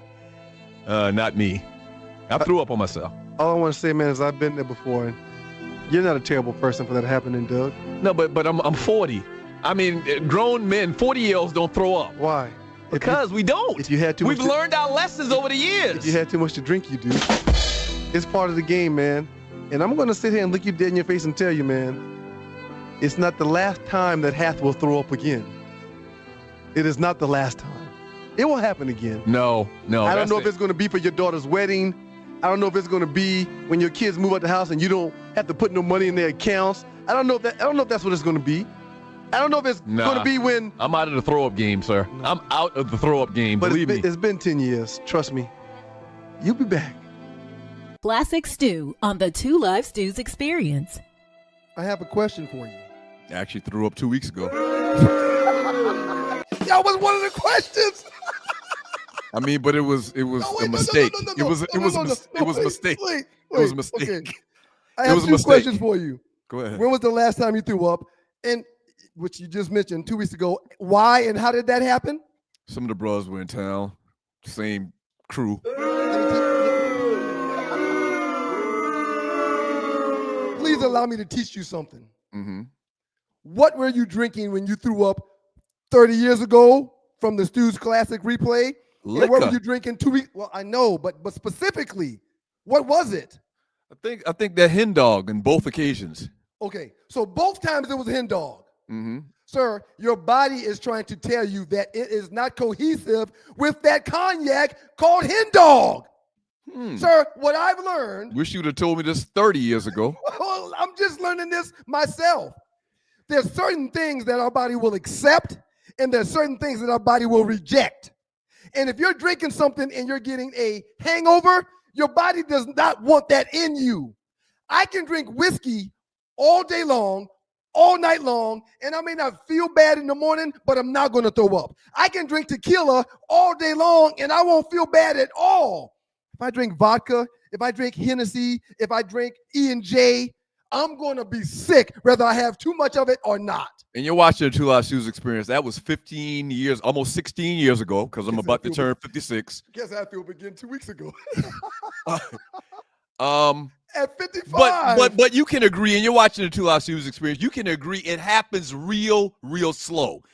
I have all intentions of going out and having a good time this weekend, but what happens, somebody will say, they'll pour it up and just push it at you. When somebody pushes a drink at you, you don't say, no, I don't want to drink. And then that happens, I don't know, 8, 10, 12 times a day. You can say no, and that's another thing that adults ultimately learn. You don't have to take 15 shots if everybody's buying shots. I'm good. Have you ever denied a shot? Sir, in my have later you ever years, denied a shot? Somebody already has a shot, and they put it in front of your face. Here, Ryan, you said no to a all shot? All the time. And sometimes, if it's someone that I don't want to deny the shot from, I will accept said shot and do this number here. Oh, yeah? You throw liquor away? Man, you just can't drink it all, especially if it's not something that works with you and your makeup. It don't work like that. Wow. You got to say no, man. I don't think I've ever turned down a drink in my life. Now, I'm not going to drive. I'm not going to put myself in a position to do harm to myself or others. And, if I drink, I'm going to have, somebody that's driving, I'm riding with, or Uber or something like that. Knock on wood. Shouts out to my man Flex Image Training. We're going to get to the super chatters here shortly. Hey, thank you, brother Earl McDowell, for those clips. We're gonna keep coming with those clips more often, man. Shouts out, brother McDowell. I mean, I'm not trying to start nothing here as we get ready to go into the break, but do the bros really call Noops brothers or bros? I mean, you just called him Brother McDowell. I mean, he's the Noop. I mean, that's kind of counterproductive, right? He's a brother. You mean like power to the people, brother? I didn't say he the bros. I said he's a brother. You kind of said bros. Up next in the Doggers with the boys, the Two Live Stews, we got the last 48. Brother McDowell is my brother. If he ain't your brother, he my brother. Okay. No, I respect Mr. McDowell tremendously. I mean, he's providing great value and being the historian that has so much stuff. He's an added asset to the show. Up next in the Doggers with the boys, the Two Live Stews, we'll get to the last 48. And then we'll tell the good folks at WGPR goodbye. We will remind them how they can continue to watch the remainder of the show on Hot 107.5 FM HD2 in Detroit. But we're going to get into the last 48, and we've got 5 gems to get to. Mm-hmm. Absolutely. Appreciate y'all for being here. Don't go away. We'll get y'all next. And we've got to thank God right in this bitch. What up, though? Detroit. What's up, though? What up, though? What up, Good morning, though? Detroit. Good morning to all of them, and good morning to you too, Dougie Stew. How are you, sir? Man, I'm fantastic, man. Shouts out to Detroit. Shouts out to 107.5 WGPR. Right. What up, though? Catch us on Sports Rap Network Mondays and Thursdays at 10 a.m. on WGPR HD2. Doug Stewart and Ryan Stewart streaming live Monday and Thursday at 7 a.m. That's the number 2 live stews youtube.com. 2 live stews youtube.com. Hi. Are you finished already? We were just about to sit with you. Well, I was gonna go back and sit down a little longer, so you should. Hey, you guys really not coming to the party tonight? Why should we? Well, it's up to you. If you guys weren't going, I'd probably skip it too. Well, I think you should go. We'll probably see you there. Maybe. You should be nice to him. You started to cry, baby. It's your boys, the Two Live Stews. Doug Stewart, Ryan Stewart, the makeup of those stews, and this is your Two Live Stews experience. Gina had that little athletic little bookie. Like she probably ran track or something like that. Ran hurdles. Right. All of that. And you're watching the Two Live Stews experience. She's a very pretty lady. All right. She's got a unique look, but she's a very pretty lady. So the last 48, and you're watching the Two Live Stews Experience. You're listening to the Two Live Stews Experience. Shouts out to WGPR 107.5 in Detroit. The last 48 are the biggest memes in the Two Live Stews Facebook chat group, by which we by the way, we have 40,000 people in the group. Now, I only think maybe 500 actually see the post all day. So they've blessed us to get over the 40,000 mark. For a while, they held us down and wouldn't show more than 39,000. I think 40,000 is the limit. The way the group is set max. up. That's what I'm starting to figure out. I didn't know that. Yeah, I didn't know that. Thinking about converting it to a public group because it's a private group now. Thinking about converting it, and you can't really convert it. I would have to start a whole new group and just tell people in the old group to go to the new group. You don't want to do that. You hate to do that. So long story short, we pull out some of the memes that were talked about that people found interesting in the group, and we talk about them on the show. Let's roll, Tree. Let's roll. NFL on CBS. Heck of a start for Jalen Hurts this year. Only one quarterback this season. Let's see if you can guess. Put your hand over the screen. Only one quarterback this season has thrown 5 touchdowns without throwing an interception. Who do you think that is, sir? A few weeks prior to the season, after this dude has played in 2 Super Bowls and won 1 Super Bowl in his very young career, they put out the top 10 list of quarterbacks, and a lot of people did not have Jalen Hurts on it. Blasphemous. Blasphemous, I tell you. It's Jalen Hurts, sir. It's Jalen Hurts. You know what, man? The whole thing with A.J. Brown. Have you seen A.J. Brown and his comments where he's being, what's that word when you're trying to be insulting, but you kind of playing it like you're not? What's that word called? Condescending? Not condescending. Somebody will put it in the chat. But anyway, A.J. Brown, man, is people are on his side because he seems like he's disgruntled because he's not getting a bunch of balls thrown to him or whatever. And people are saying, well, and they're basically blaming Jalen Hurts for not throwing passes to him and not completing passes to him. Did you know that the Philadelphia Eagles, for the past 2 seasons, has ran the ball more than any team in the history of the NFL? Did you know that? And guess what? They're winning. They're right. But that was my next point. They've been to 2 Super Bowls, could have easily won the first one. They won last year's. A.J. Brown should shut the F up, man, in my opinion. I don't understand why all these people are bumping for him. Sarcastic or sarcasm? Is that the word you're looking for? No. Okay. Sir, I'm not mad at A.J. Brown for being a high-priced, top-paid receiver who's not being thrown the ball. There's receivers that don't make the money that he makes that want at least 6 to 8 targets a game. Hold on, Ryan. But they're winning. And here's my problem with A.J. Brown voicing his opinion or being disgruntled about how many targets he gets. It's not like people don't know he's a great wide receiver. It's not like his value is being his value is being go ahead. No, go ahead. His value is not declining because he didn't catch a lot of balls. If A.J. Brown were a free agent right now, people would value him like he's a top 5 wide receiver in the game. But they wouldn't value him at $35 million a year, which is what top receivers are making. I do think so. I do dictate what you get paid, sir. No, I do think they would. No. I think that most teams and organizations would say A.J. Brown is a top 5 receiver, and even though he has the numbers, there's extenuating circumstances. The Philadelphia Eagles don't pass the ball like that, and they win. You can't get mad at Philadelphia for doing what works and them winning games, them winning Super Bowls. A.J. Brown is a great receiver. If he were to go somewhere else, people would look at him and say, you're a great receiver. So why is he mad?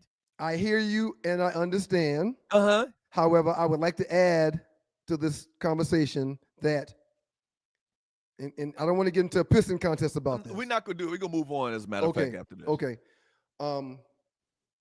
There's a lot of very fast receivers and running backs and skill players that get put into the first round only based off of their numbers at the combine. No, you're talking that the draft is different than the veteran. Right. This guy's a veteran. They know what he can do. He's done it in the NFL at the highest level.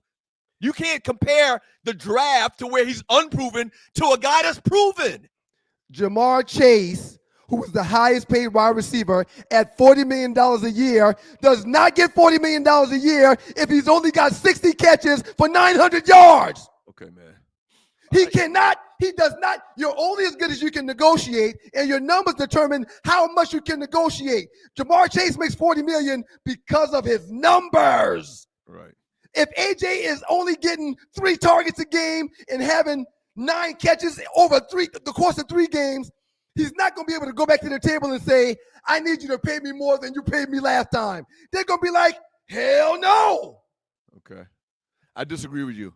And once again, your opinion probably weighs a lot in this conversation because you play in the NFL and you know how a lot of these negotiations go. What I'm telling you right now is any team in the league is probably going to rate A.J. Brown as a top 5 wide receiver. He would get paid what a top 5 receiver makes if he were to leave right now as a free agent. Right. Period. I don't care if he's got the numbers or not. That's why I don't understand. They're winning Super Bowls. You could be disgruntled if y'all weren't winning. But because y'all winning, you got to shut up. I agree with you when it comes to all of that. However, AJ Brown ain't got time to think about other people's thoughts. AJ Brown ain't got time to think about how he can capitalize and make money for his great-great-great-grandkids in the next 100 years. If he ain't got the numbers, he will not be one of the highest paid. It's that simple. Once again, you're a numbers guy. You're blinded by numbers. Long-standing conversation. That's why Jamar Chase is making $40 million a year. That's why Jamar Chase is making $160 million because of his numbers, not because people like the way he wears his hair. Okay, man. Let's go to the next one. Speaking of hair, mine is growing extremely well. I can't wait to show y'all. Hey, man. Why would you do that? Let's go to the next meme, Tree. Tree, thank you for the production, though. Most of it. Yahoo Sports. Breaking former coach, 3-time first-team All-Pro linebacker, Shaquille Leonard, and South Carolina State University alumni, and the Bruhs do or die Zai Sai. I think Bruhs like, this is 2025. He probably like 2018 or something like that. I was about to say 17 or 18. He's retiring from the NFL, man, because of back injuries, neck injuries he sustained over the last couple of years. He's calling it a career, man. It's good for him.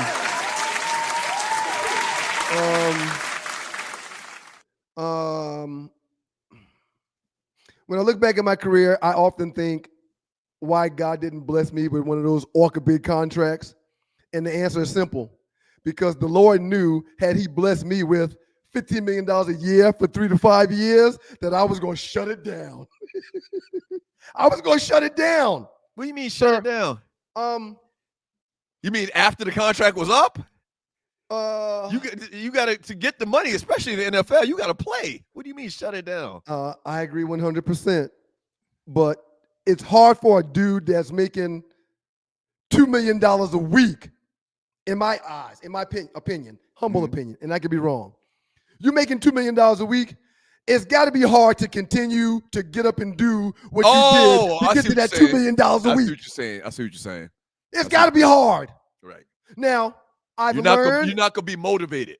I've learned and I've grown to understand that when we get another ship to come in and we're blessed to be making money in abundance like that, that I'll need to continue to grind, not for myself, I'm going to be just fine, but for the kids and for the kids' kids. However, it's got to be difficult, and I like to talk with Dorsey Levens about this all the time. It's got to be difficult to wake up and get on that track at 6 in the morning when you know around 8 o'clock it's going to be 100 degrees and you got $15 million in the bank. It's got to be hard. So my point is, and you're watching the Two Live Stews Experience. Thank you for joining your boys. Bless this, bruh. He's getting out and he's made his money. That's my Neo. I got a question for you. Trivia question. Question. What school, what college in the state of South Carolina has the most Pro Football Hall of Famers? Take one guess. Take one guess. I'm going to take a guess. Yes. South Carolina State. Yes, you're right. South Carolina State University has more Hall of Famers than Clemson, than the University of South Carolina, and all the other schools in South Carolina combined. Sir, I don't know why something came across my algorithm a week or so ago talking about the rich history of players that had come out of there. I thought about it while Robert Porcher was being inducted into the... You could have been part of this. You could have been part of this. Yeah, I'm cool. You need a whole lot of stuff to fall in place for you to become a Hall of Famer. Yeah, However, like Ollie there's said. a rich history in Orangeburg when it comes to ballers that have come through there. Porcher talked about it at his Ring of Honor ceremony. Yeah. Coming out of South Carolina State, which is one of the reasons why he went to South Carolina State instead of staying at Tennessee State University. His chances of being where he is now was increased greatly because he made the move to go to South Carolina State.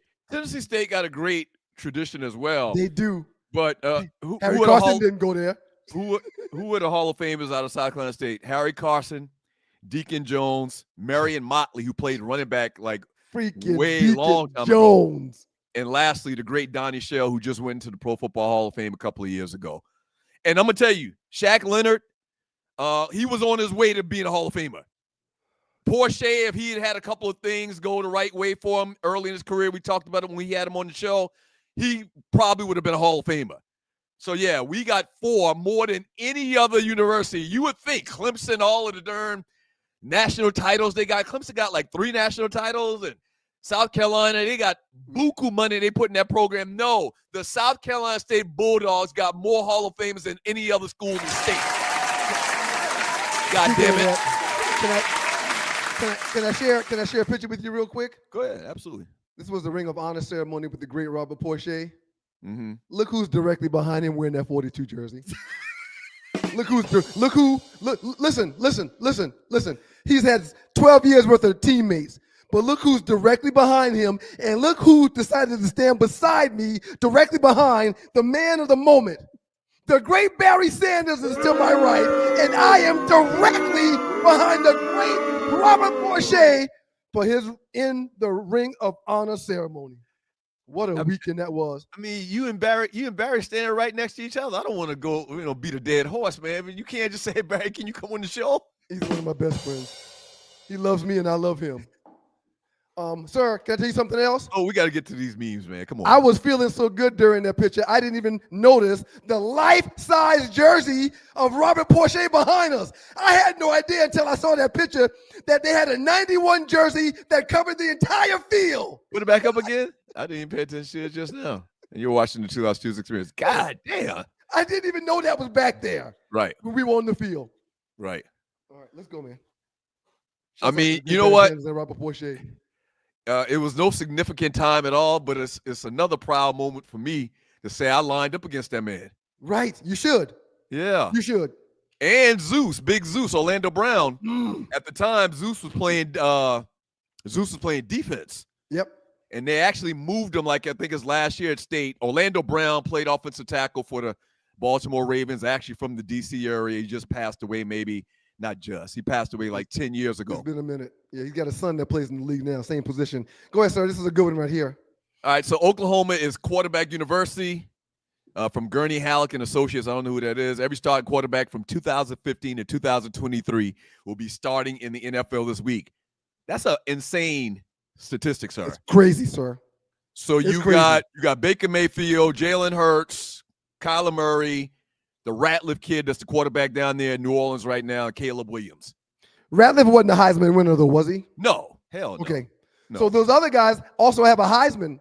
No. No, Jalen Hurts ain't got no Heisman. No. Okay. Baker, Caleb, and Williams, and Caleb. And Kyler. 3 of them. Yeah. That's awesome. I mean, I didn't even realize this. This is a pretty. It's a big deal. It's a big deal. Big deal here for Oklahoma's program. Yeah, and the majority of those guys transferred in to Oklahoma. Baker transferred. Hurts Jalen didn't transfer. Jalen did transfer, didn't he? That's right. Jalen transferred from Alabama. Right. Kyler didn't transfer. Kyler didn't transfer. And Caleb Williams transferred too from Southern Cal. That's right. That's right.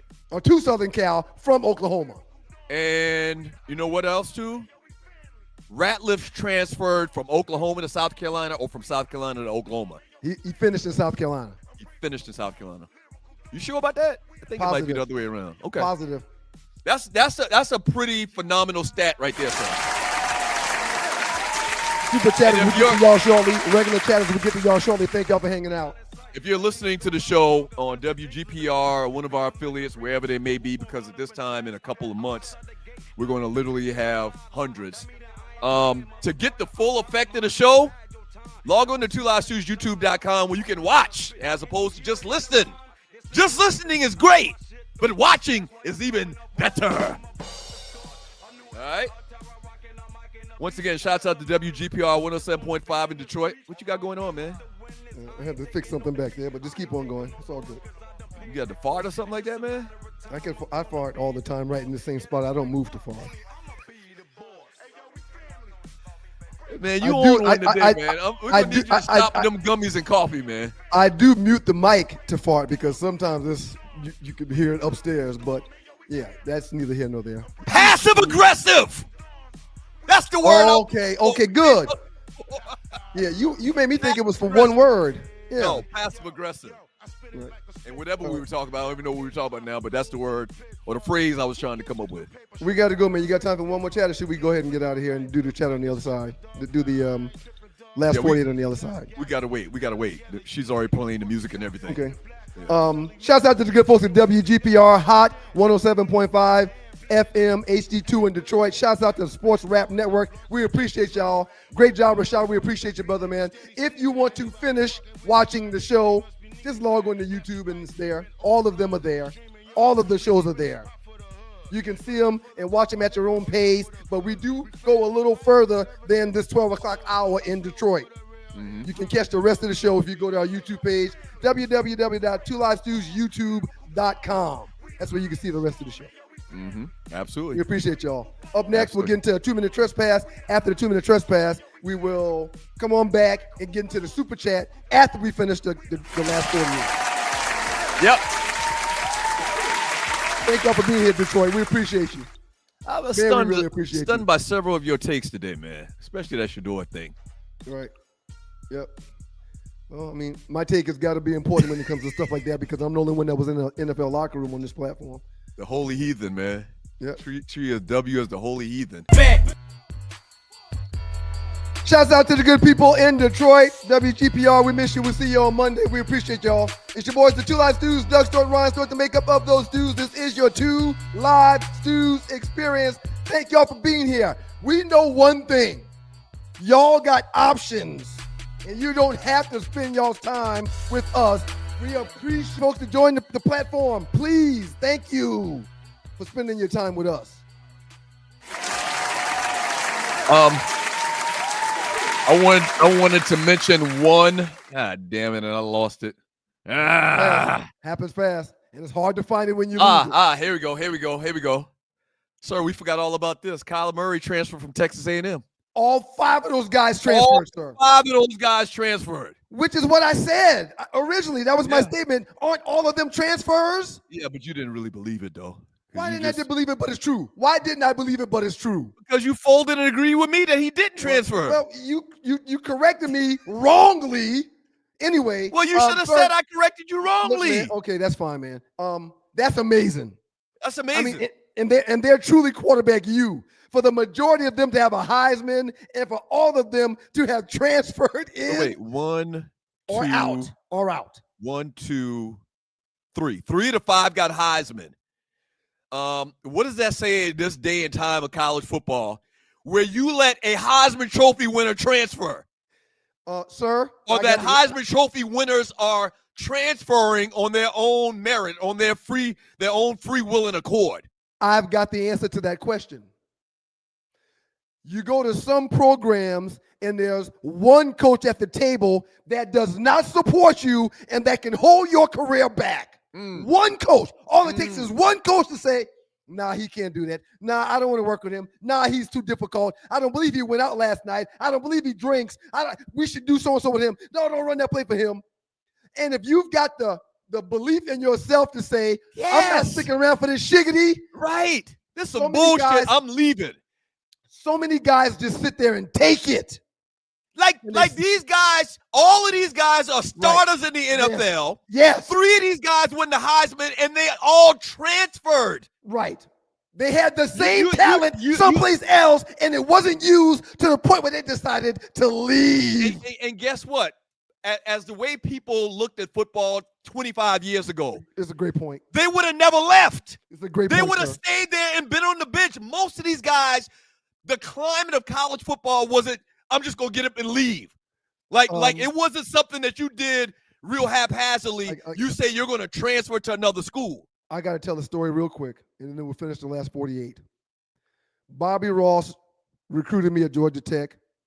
There were 117 D1 schools that wanted my services. I chose Tech. They came off of winning a national championship when I got there. Bobby Ross goes left. Bill Lewis and his crew came in from East Carolina. He has a meeting with every player on the team, one-on-one. Two Live Shoes experience. When my meeting comes up with Bill Lewis, I go in his office. I'm like, hey, coach, welcome to Atlanta, man. I think we're going to do some great things here. Oh, Ryan Stewart. Wasn't good enough to talk to me when I was in East Carolina, were you? What? And he holding grudges? Immediately, I say to myself, oh, shit. How you going to handle this? What are you going to say now, Ryan? What are you going to do? And I chuckled. And said, coach, I made a decision. I was being recruited by a lot of schools, and I just couldn't give everybody the same opportunity, coach. There's only 24 hours in a day. Something tells me you're going to regret not giving me that time, Mr. Stewart. So I walk out of his office. I call my dad, our dad. I'm like, yo, here's what happened. Boom, boom, boom, boom, boom. I got a decision to make. He said, yeah, you do. And if you want to go someplace else, we'll be in full support. I said, Dad, if I go someplace else, I don't get the Georgia Tech degree. If I go someplace else, I could go to a school that says the same thing when I get there. I love Atlanta. I love Georgia Tech. What do you think I should do? He said, this is your decision because it's your future. And you're right. You could go someplace else, and the new coach that you go to feels the same way, and you have to sit and wait a year to play. I decided to stay because of everything outside of football. Mm-hmm. And God still blessed it to all work out. Bill Lewis threw that in my face. But yeah, all those guys decided to leave a program.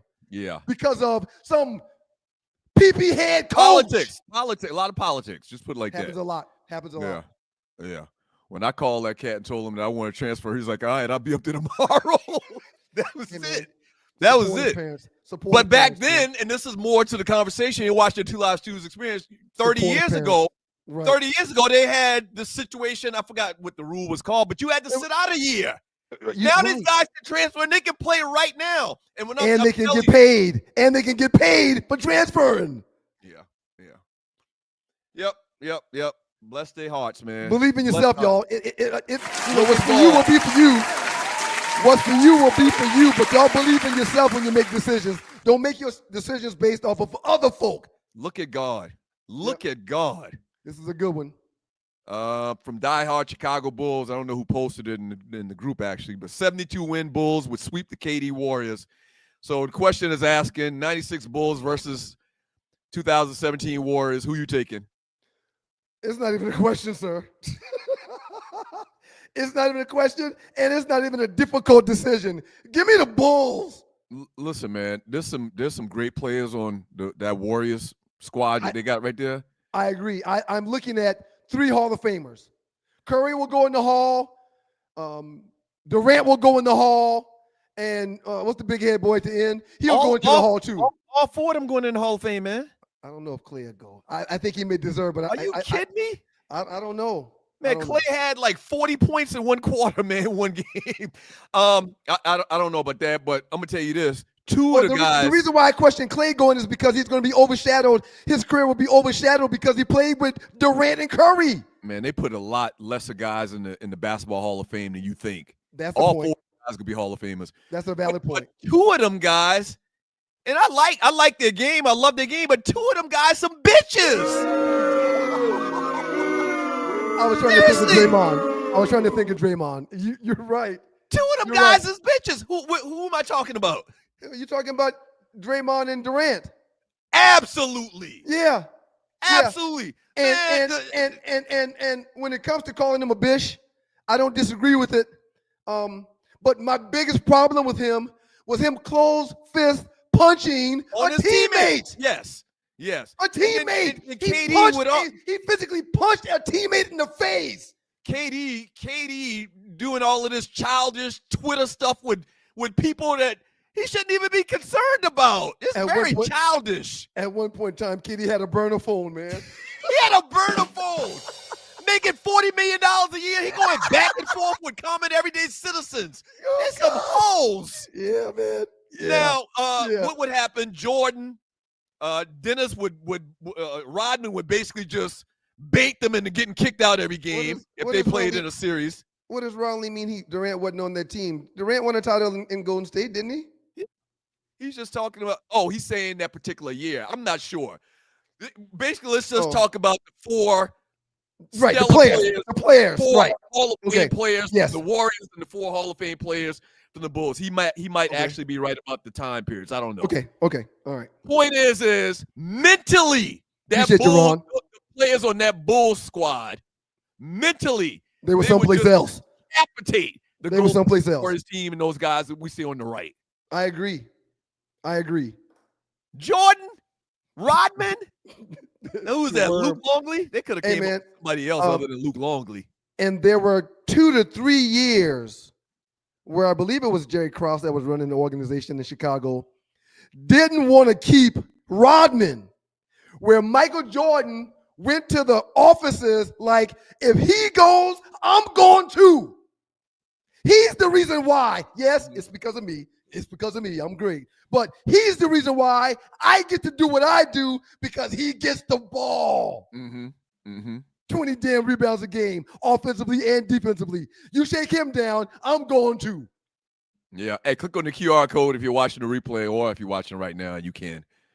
All right. We got any more memes? One more? We got one more. 2 more. Let's go. Let's get it. And you're watching the 2 Live Stews Experience. Thank you for joining your boy. The original animated Flintstone series, which sparked the franchise that would be relevant for generations to come. Hanna-Barbera, I guess. This can't be true. Premiered on this day 65 years ago. This can't be true. This can't be true. This can't be factual. So I heard one of those late night hosts, I can't remember which one, Kimmel or whoever. You know what's interesting about this, man? When this debuted, it debuted at prime time. You know, not like a Saturday morning cartoon like we saw it growing up. Right. This debuted like at 8:00 at night. Well, it's one of those shows where if I'm scrolling and ain't doing nothing and I see it, I stop. Loose neck side, Betty Rubble was a real freak. Oh yeah. They gave them a little sexiness about themselves back on the whoever was drawing this thing. Yeah, but yeah, 65 years ago. So I'm 55, 10 years younger. I was born in 68, so that's 1958. I was born in 69, so 1959 that the Flintstones been around. It says the first air date was September 30th, 1960 per Hollywood. Right, 59, 60, right. She ain't making nothing up. Wow. Oh, boy. Betty Classic. did it. Classic. Yep. Betty was one of the women that I fantasized over as a child. So name the characters right there in front of you, man.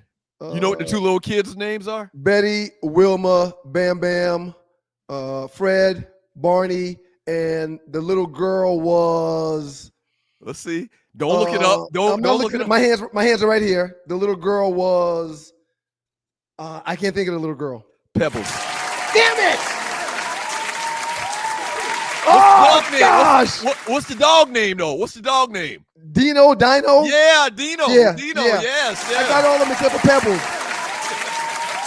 Great cartoon. Great cartoon. That goddamn Bam Bam was strong as shit. Break your hand. If you shake Bam Bam hand, you just breaking your damn hand. Oh gosh. The Great Pebbles and Bam Bam, shawty. All right, last one. And you're watching the 2 Live Stews Experience. Thank y'all for joining. That was it. That was it? Yes. Oh gosh. You took the one out. I forgot. Felt good, Tree. No. Let's talk, Douglas. Let's talk. No, let's talk about your gratitude this morning. Let's go ahead. Let's talk. Hey, honey.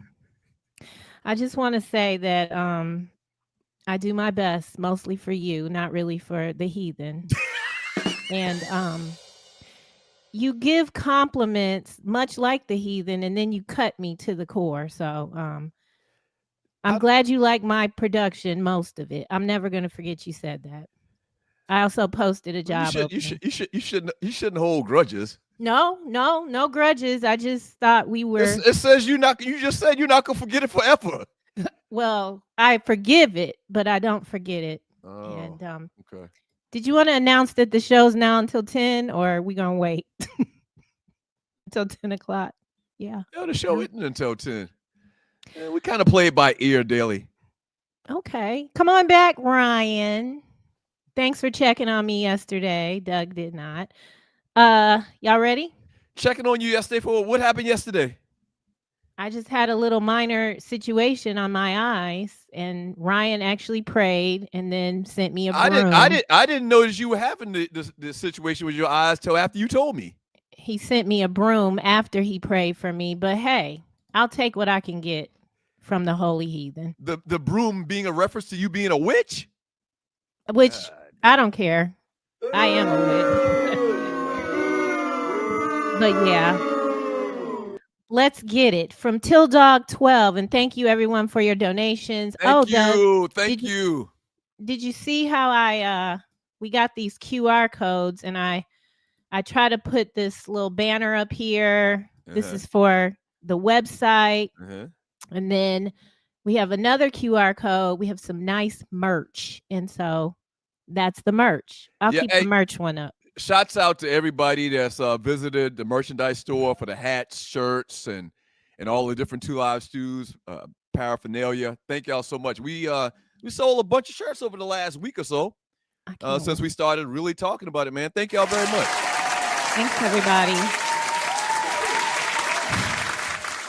Ryan, come on. Let him go. Let him go. Forget about it. Taking his ball and going home. Oh my God, we need him. Go ahead. Okay, well, from Till Dog 12. Good morning, Stu family and friends. Dropping off my tithes and offering. Thank you so much. Thank you, Till Dog. Thank you, brother. He just doesn't want to. From Julian James. Get up for the Bulldogs. Everybody get up. Get up for the Bulldogs. Everybody get up.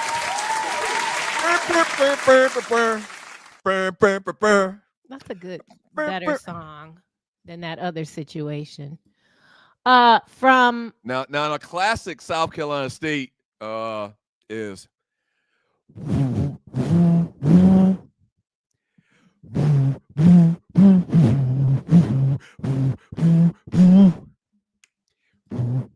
please don't blow like that. Can't get enough. Save it. Of that funky stuff. Say whoa, whoa, whoa, whoa, whoa, whoa, whoa, whoa, whoa, whoa, whoa, yeah, yeah. You're watching the 2 Live Stews Experience. That's the tubas in the background. You know, the tubas are very, very prevalent in the HBCU band. That's the tuba. I like your technique, though. Keep that up. From Julian James, bring back Ryan's daily jokes. Oh, how did I get here? We're not bringing back Ryan's daily jokes. We're not even bringing back Ryan, apparently. Okay, well, I'm not gonna let y'all disparage Ryan. He's not here to defend himself. I know y'all be in cahoots on their BS. Don't do it. Don't do it. That's not true, Ollie. Don't do it. That's we're gonna be fair.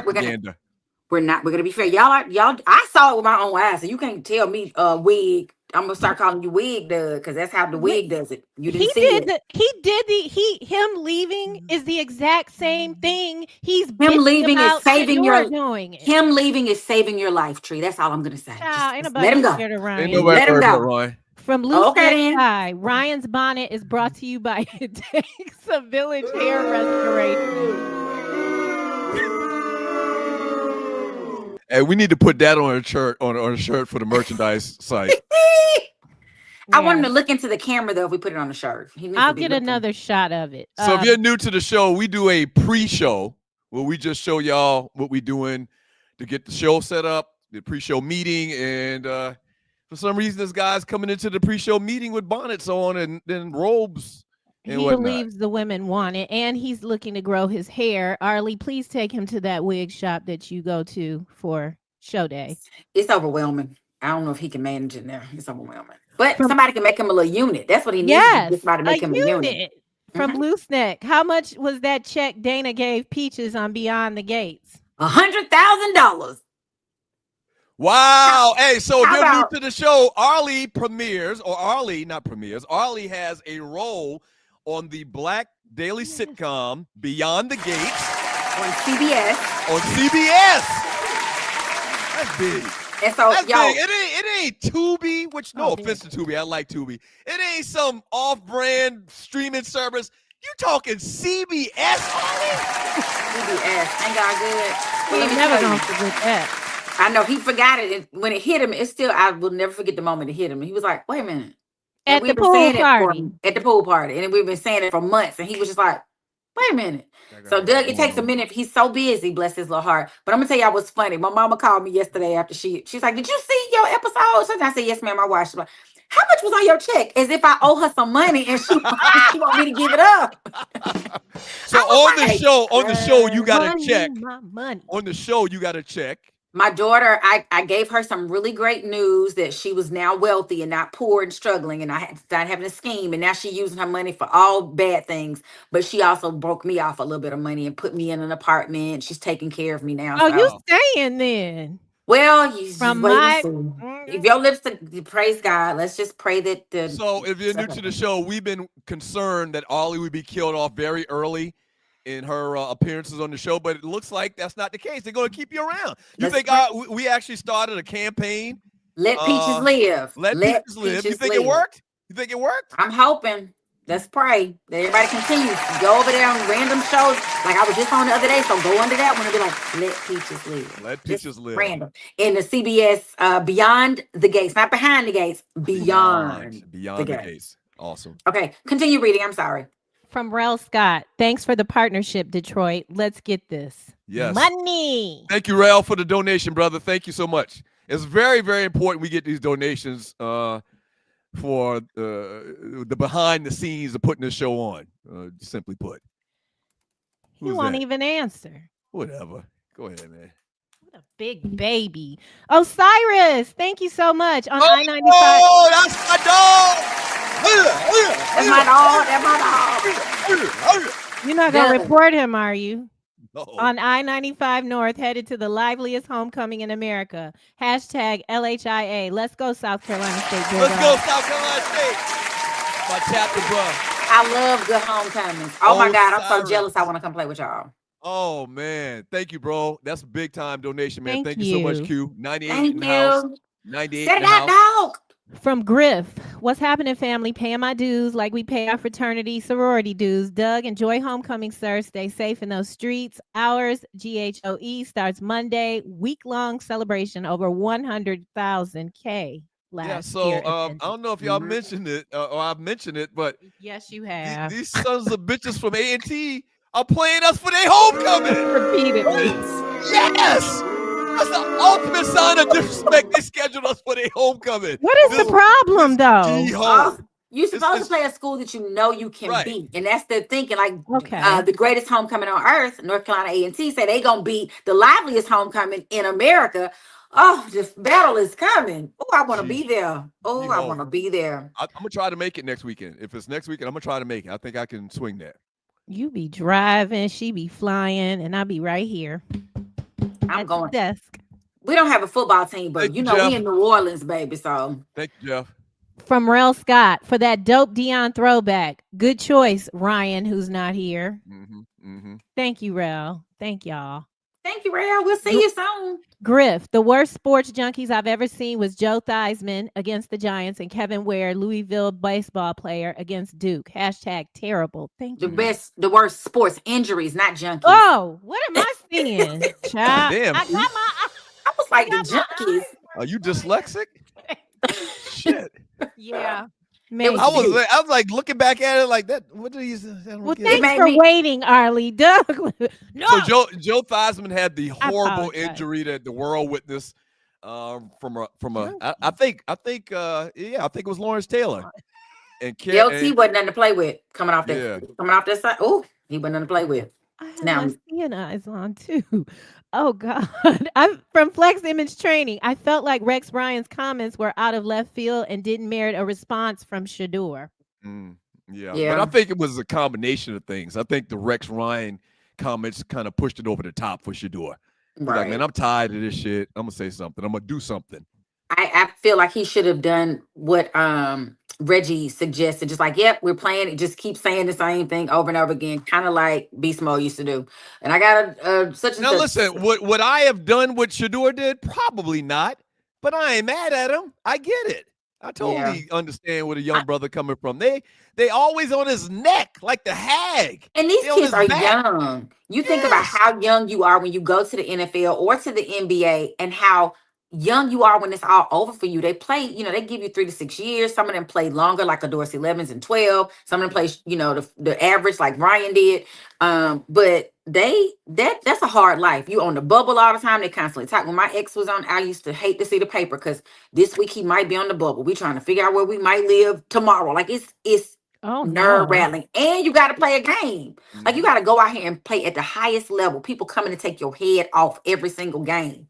So yeah. It's too much. From Kim Jane Kimbrough, thank you for your donation. They criticized Beast Mode when he did it. Exactly. We used to do whole shows about him. But Go ahead, Tree. From Rel Scott, Ryan preaching today. Some people agree. Yeah. There is some truth to what he said. Hey, Sean. Marshawn was starting. RB Sanders is not. Even on the field. Yeah, but that's back to the point I was making. Running back. Why are they up in his face asking him all these questions? Like he's a third string quarterback. Why are they even talking to him? You know why? Because they're trying to get some clickbait. They're trying to make him react.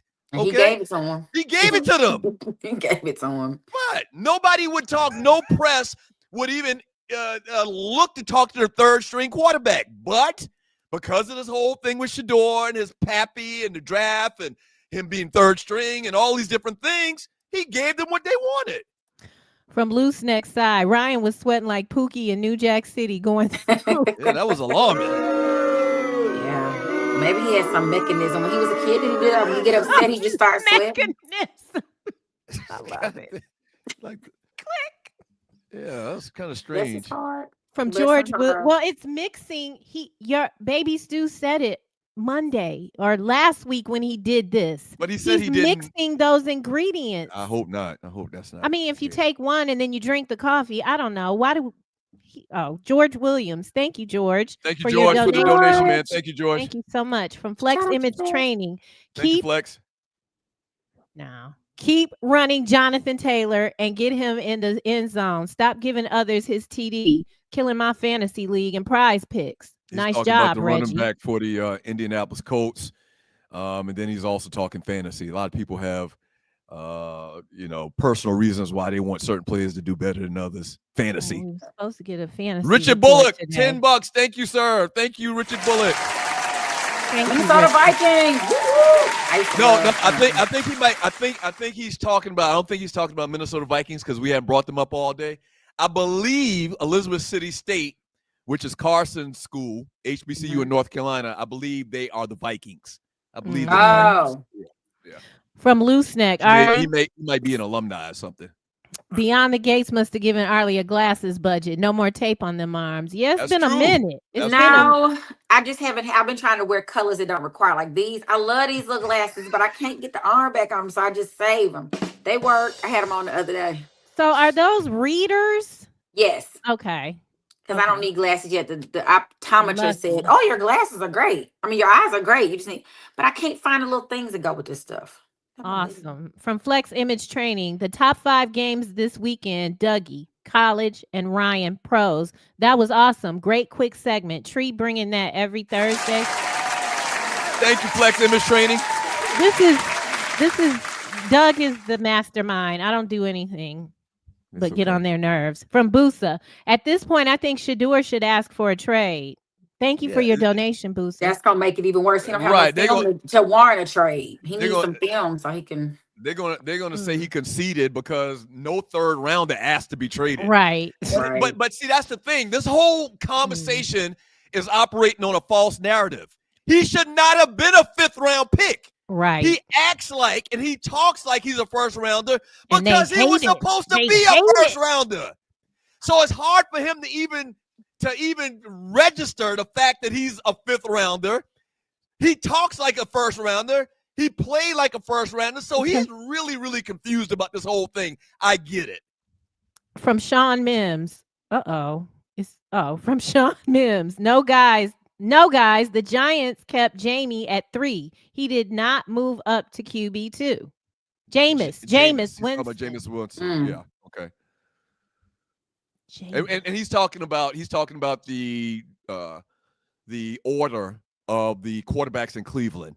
They moved Flacco back to 3rd, or they moved Flacco to 2nd, and they left Shador at 3rd.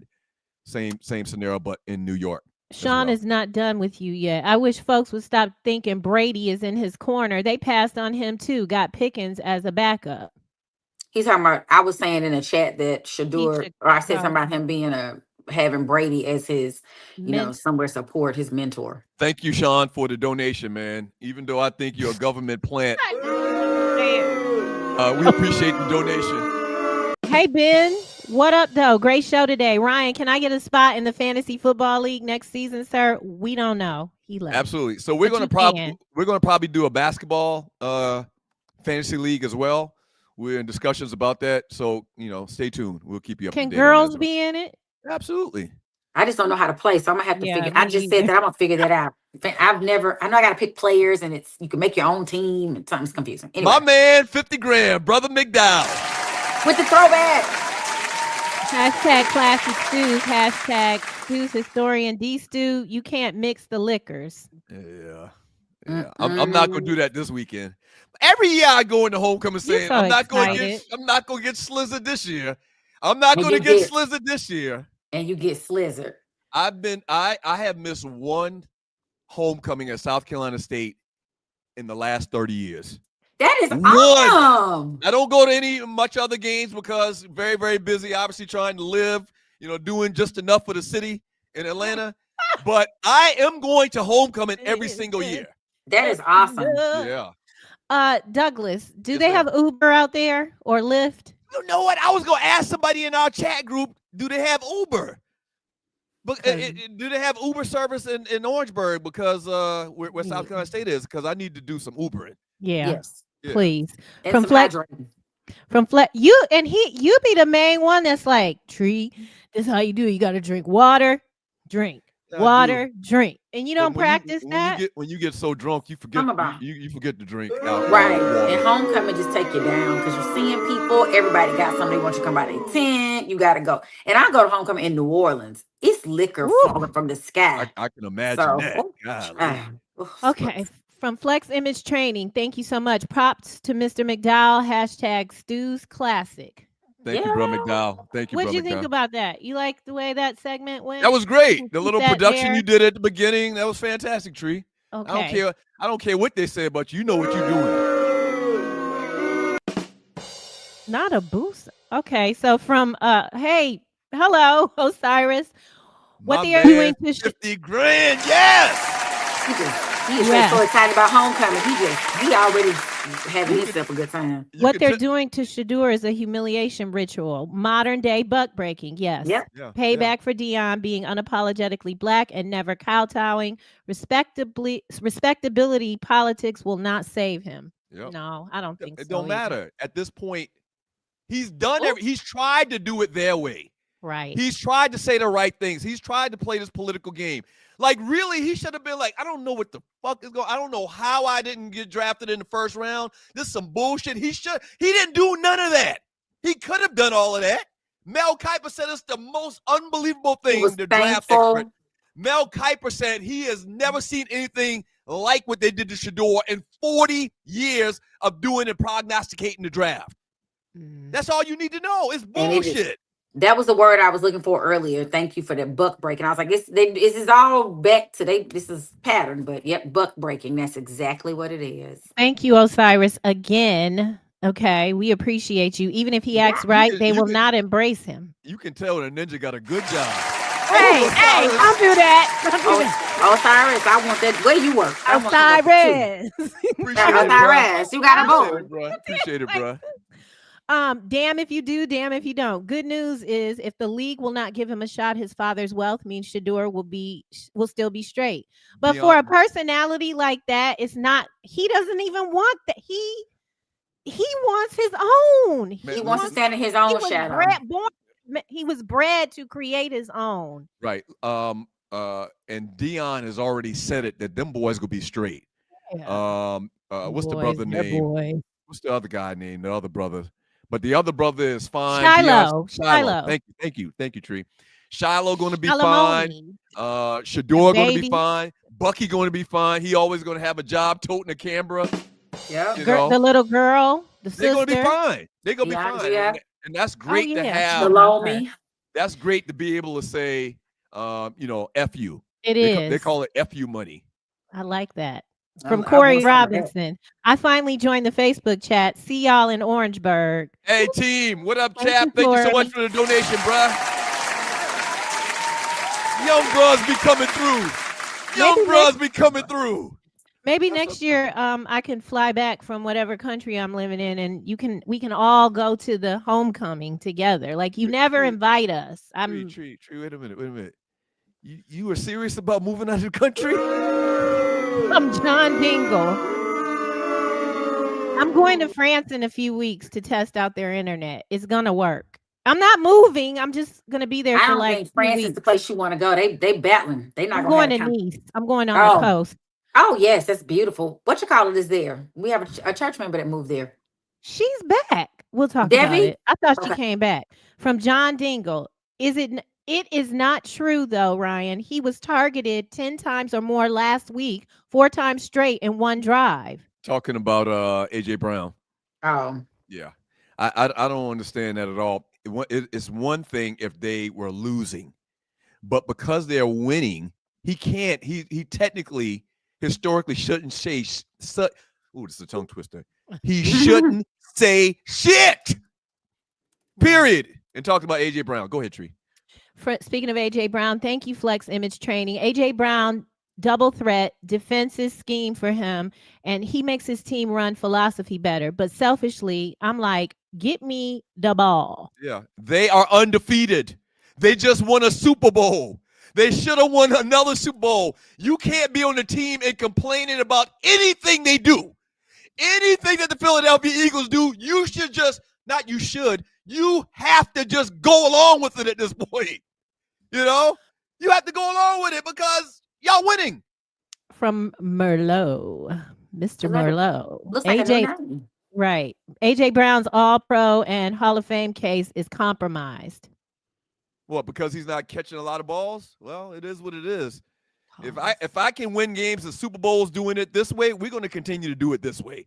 Until somebody can stop us, until somebody can stop the tush push and whatever we do offensively and defensively, we're going to keep doing it. From Corey Robinson, thank you again, sir. All the history we got at South Carolina State University, and we still get the funding we deserve. I think he wanted to say we still don't get the funding. We still don't get it. Yeah. Mm-hmm. I've talked about it before. All these historically HBCUs have been stolen from by the government, by the states, and funding. Thank you, Methuselah. It's homecoming season. Best time of the year. Great show. It is. It's like fall and football. Oh, I'm going to somebody homecoming next weekend. And the problem with Greensboro, it's a long drive from Atlanta. I bet you it's 5 hours. That's a long drive. It is 5. From Loose Neck Side, Lord Jesus, Tree and Arlie, y'all just running up the score at this point. Yeah, I mean, I know you're Ryan's proxy, but we're doing all right. Loose Neck whole wallet is up in here. We thank you. We thank you for your donation. I guessed it absolutely right. 4 hours, 53 minutes for me to get to Greensboro, North Carolina. Okay, we're going to hurry up. I'm going to start this music. That's the problem. Are you packed up? No, I'm talking about next week. I'm talking about homecoming next week at A&T. At G-Ho. That's all I was talking about. Keep Oh, going. okay. Well, Loose Neck said you need a new mic, so he's donating making another donation. He said you drown that one in spit. When you were trying to play your imaginary tuba, and the tuba goes womp womp womp womp womp. You want womp womp. Yeah, it wasn't giving tuba. It was giving something else. Please.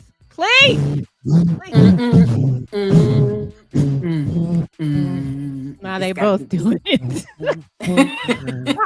Uncle Mike. Of that funky stuff. Ain't gonna hurt nobody. All right. It's a concert. Uncle Mike said it's his favorite time of the year. The Dodgers kicking ass. Lakers play tomorrow. Hockey is in preseason, and football is king. But most importantly, my wife brought eggnog yesterday. What? Eggnog? Why are they trying to push eggnog? Wait a minute. I saw Christmas decorations in the Dollar Tree and in Walmart. When I was going, I was like, oh, Lord. I went into Hobby Lobby like a week ago, and wall-to-wall Christmas stuff.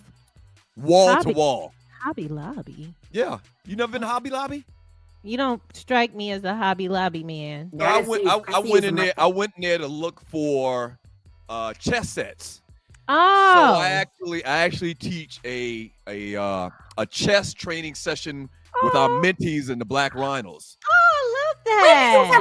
You and Ryan killed me. I don't know how y'all have time. I be in here taking naps. I gotta do better. Oh, no. Yeah. So I used to host this chess learning class once a week for 5 weeks, and each class was like an hour long.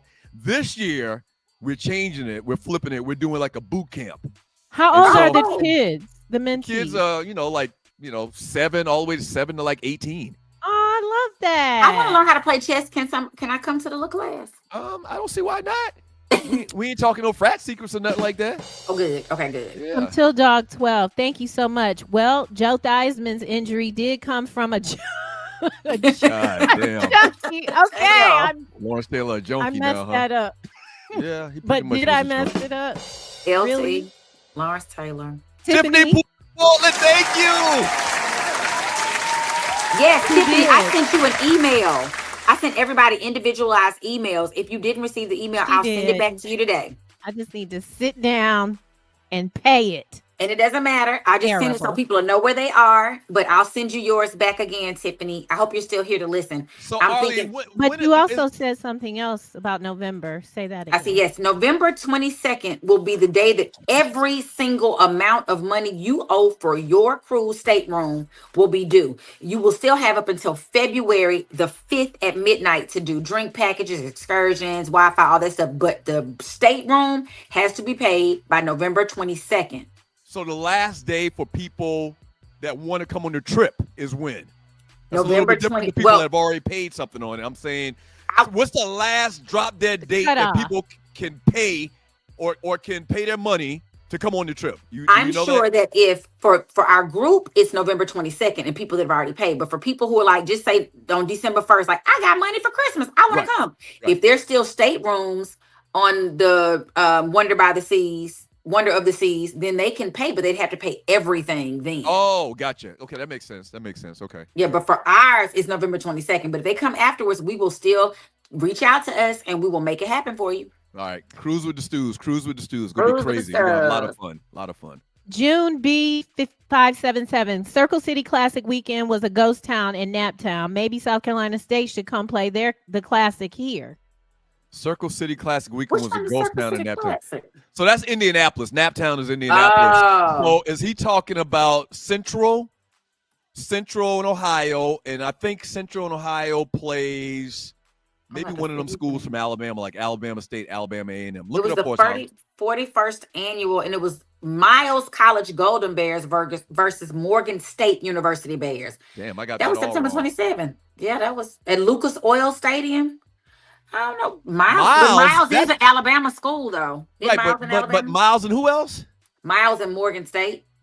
Okay, Morgan State is a MEAC team, so they're a bigger school, but Miles is super small. No offense to Miles. Miles has their band is probably bigger than their whole school. Yeah, Miles plays in the SIAC, I believe, so they play against Morehouse, Tuskegee, Clark, Atlanta, Fort Valley, Albany State. So it's a smaller program. From Flex Image Training, thank you so much. Phenomenal show today, Stews. A+ to the Stews. Tree, Arlie, Red. $20 go a long way, man. Thank you so much. Y'all rocked again today. Thank you. Cedric Moore, long night, morning, working on a network outage. I should be asleep, but I refuse to miss this show. By the way. Thank you, oh boy. And thank you, Cedric. He just ordered T-shirts for his entire family, because a family that stews together stays together. There we go. Cedric Moore has a special place in my heart. Pause. Well, he can have it in your heart. He's like the Berkeley High School historian, and he put together a montage film of some highlights from me in high school, which is probably the most valuable thing that I have in the world. I know. Call me Al Bundy if you want. God damn it. My great grandkids are gonna be able to go to YouTube and see their uncle get off. Send us a link, guys. I want to see a link. Your uncle get off? What? Get off. Get it. Get good. Okay, I'm somewhere else. Get off. Okay. From You're Griff. on the 7-footer. Right. Yes. Doug, you see how your Noop D9 brothers, Brother McDowell, Jack Young, and myself support you in this show. That's what I'm talking about. Ryan talking about they ain't brothers. Y'all are absolutely brothers, man. 1911 in the building. 1913 in the building. All right. Brother. Even though we're going to talk a lot of shit about y'all this coming weekend, hey, thank you very much. We love y'all. Thank you. No, hey, Brother Man 612. Brother Man. Are you crip walking, Doug? Are you crip walking for this? $100, I got to do a little crip walk. Brother Man. Thank you so much. Thank you. Wait, you need hands and clapping. Whoop, I'm over here just. Hey, listen. Let me say this. Brother man. Let me say this for the people watching in the back. Say it for the people in the back. All your donations help to keep the show moving forward. Me and Ryan aren't buying dinners or taking out personal loans, anything like that. We can have an audit, and you will see absolutely where all of the money goes. Thank you so much. It's to keep the lights on, literally and figuratively.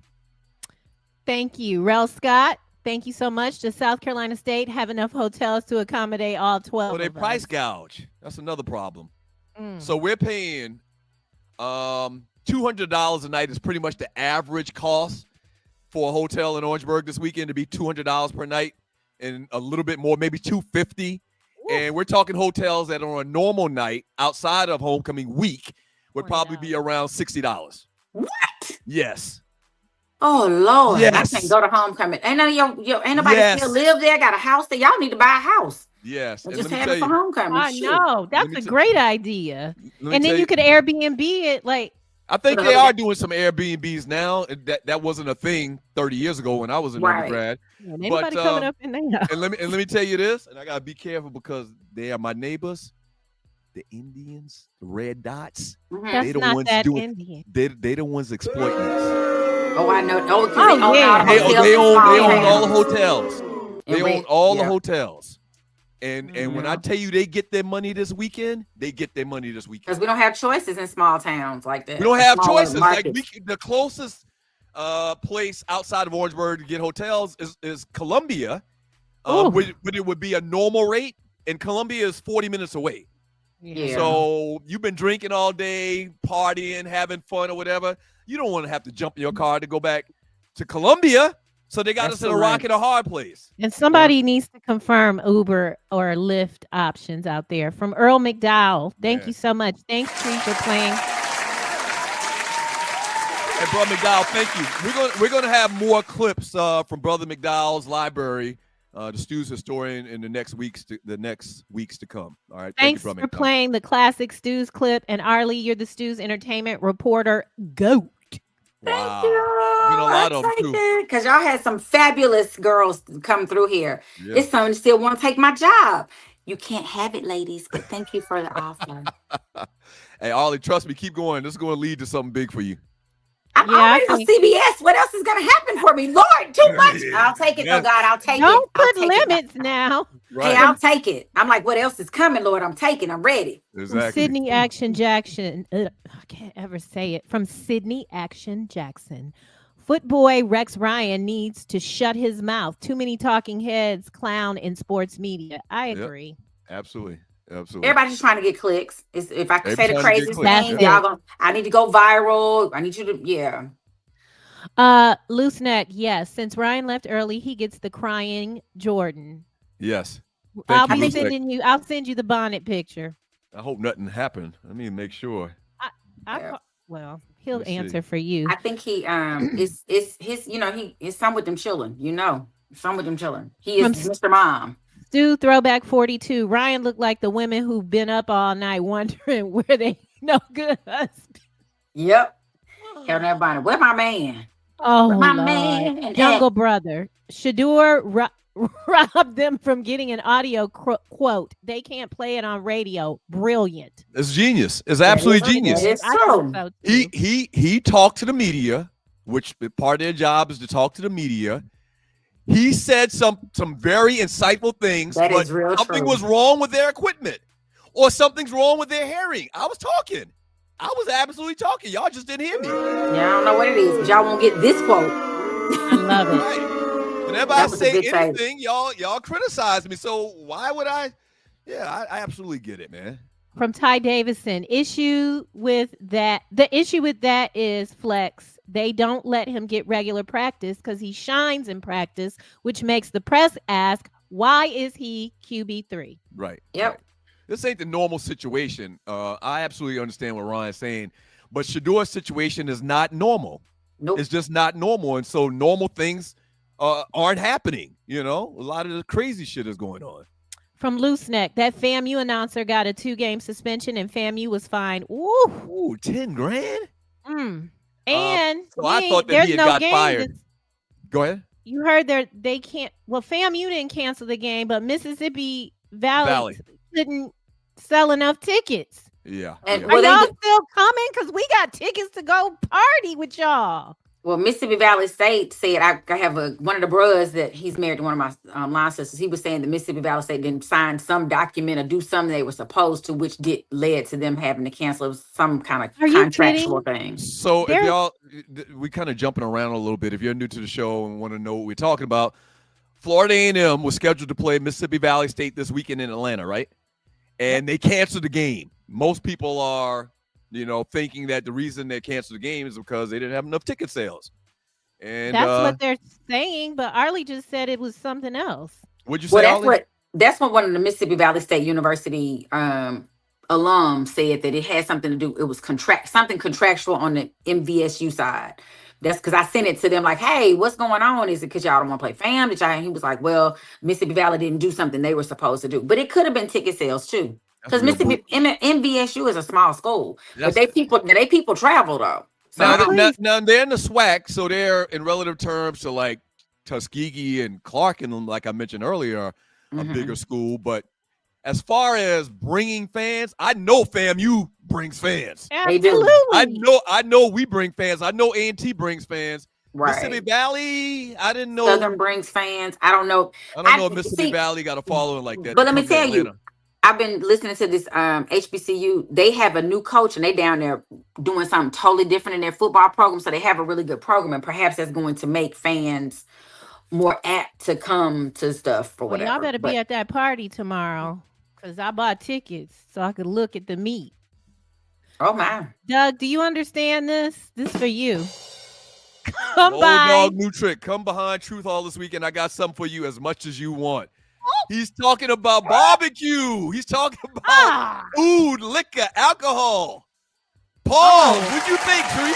Doug, you gonna make me quit. You gonna make me not go to my job on Saturday and come to daggone South Carolina. I'm gonna see how far it is from where I'm gonna be in Sea Island. I'm gonna see how far it is You from know y'all. what? I mentioned it earlier this week when we were talking about homecoming and how big we do it. I mentioned 18,000 last year. No, I was wrong. It was 24,000 people that paid to get on campus last year.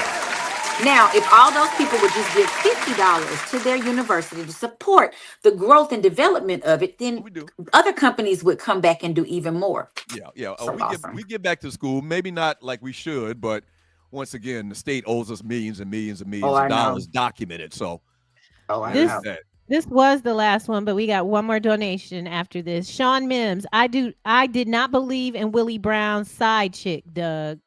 Willie Brown's side chick. Oh, he's talking about Kamala, I think. Oh, okay. Okay. How did that even? Okay, never mind. Because you said he felt like he was an industry plant, and he's just responding. Right. Gotcha. Right. From Sydney Action Jackson, thank you so much. Valley needs head coach, former NFL player Terrell Buckley. I think he meant his new head coach. Okay. Yeah. Douglas, and for people that don't remember, who's the most famous alumni football player from Mississippi Valley State? From Ida Bina, baby. My boy Jerry Rice, honey. I love Mr. Jerry Rice. I love him. He comes out of there. He came from Mississippi Valley.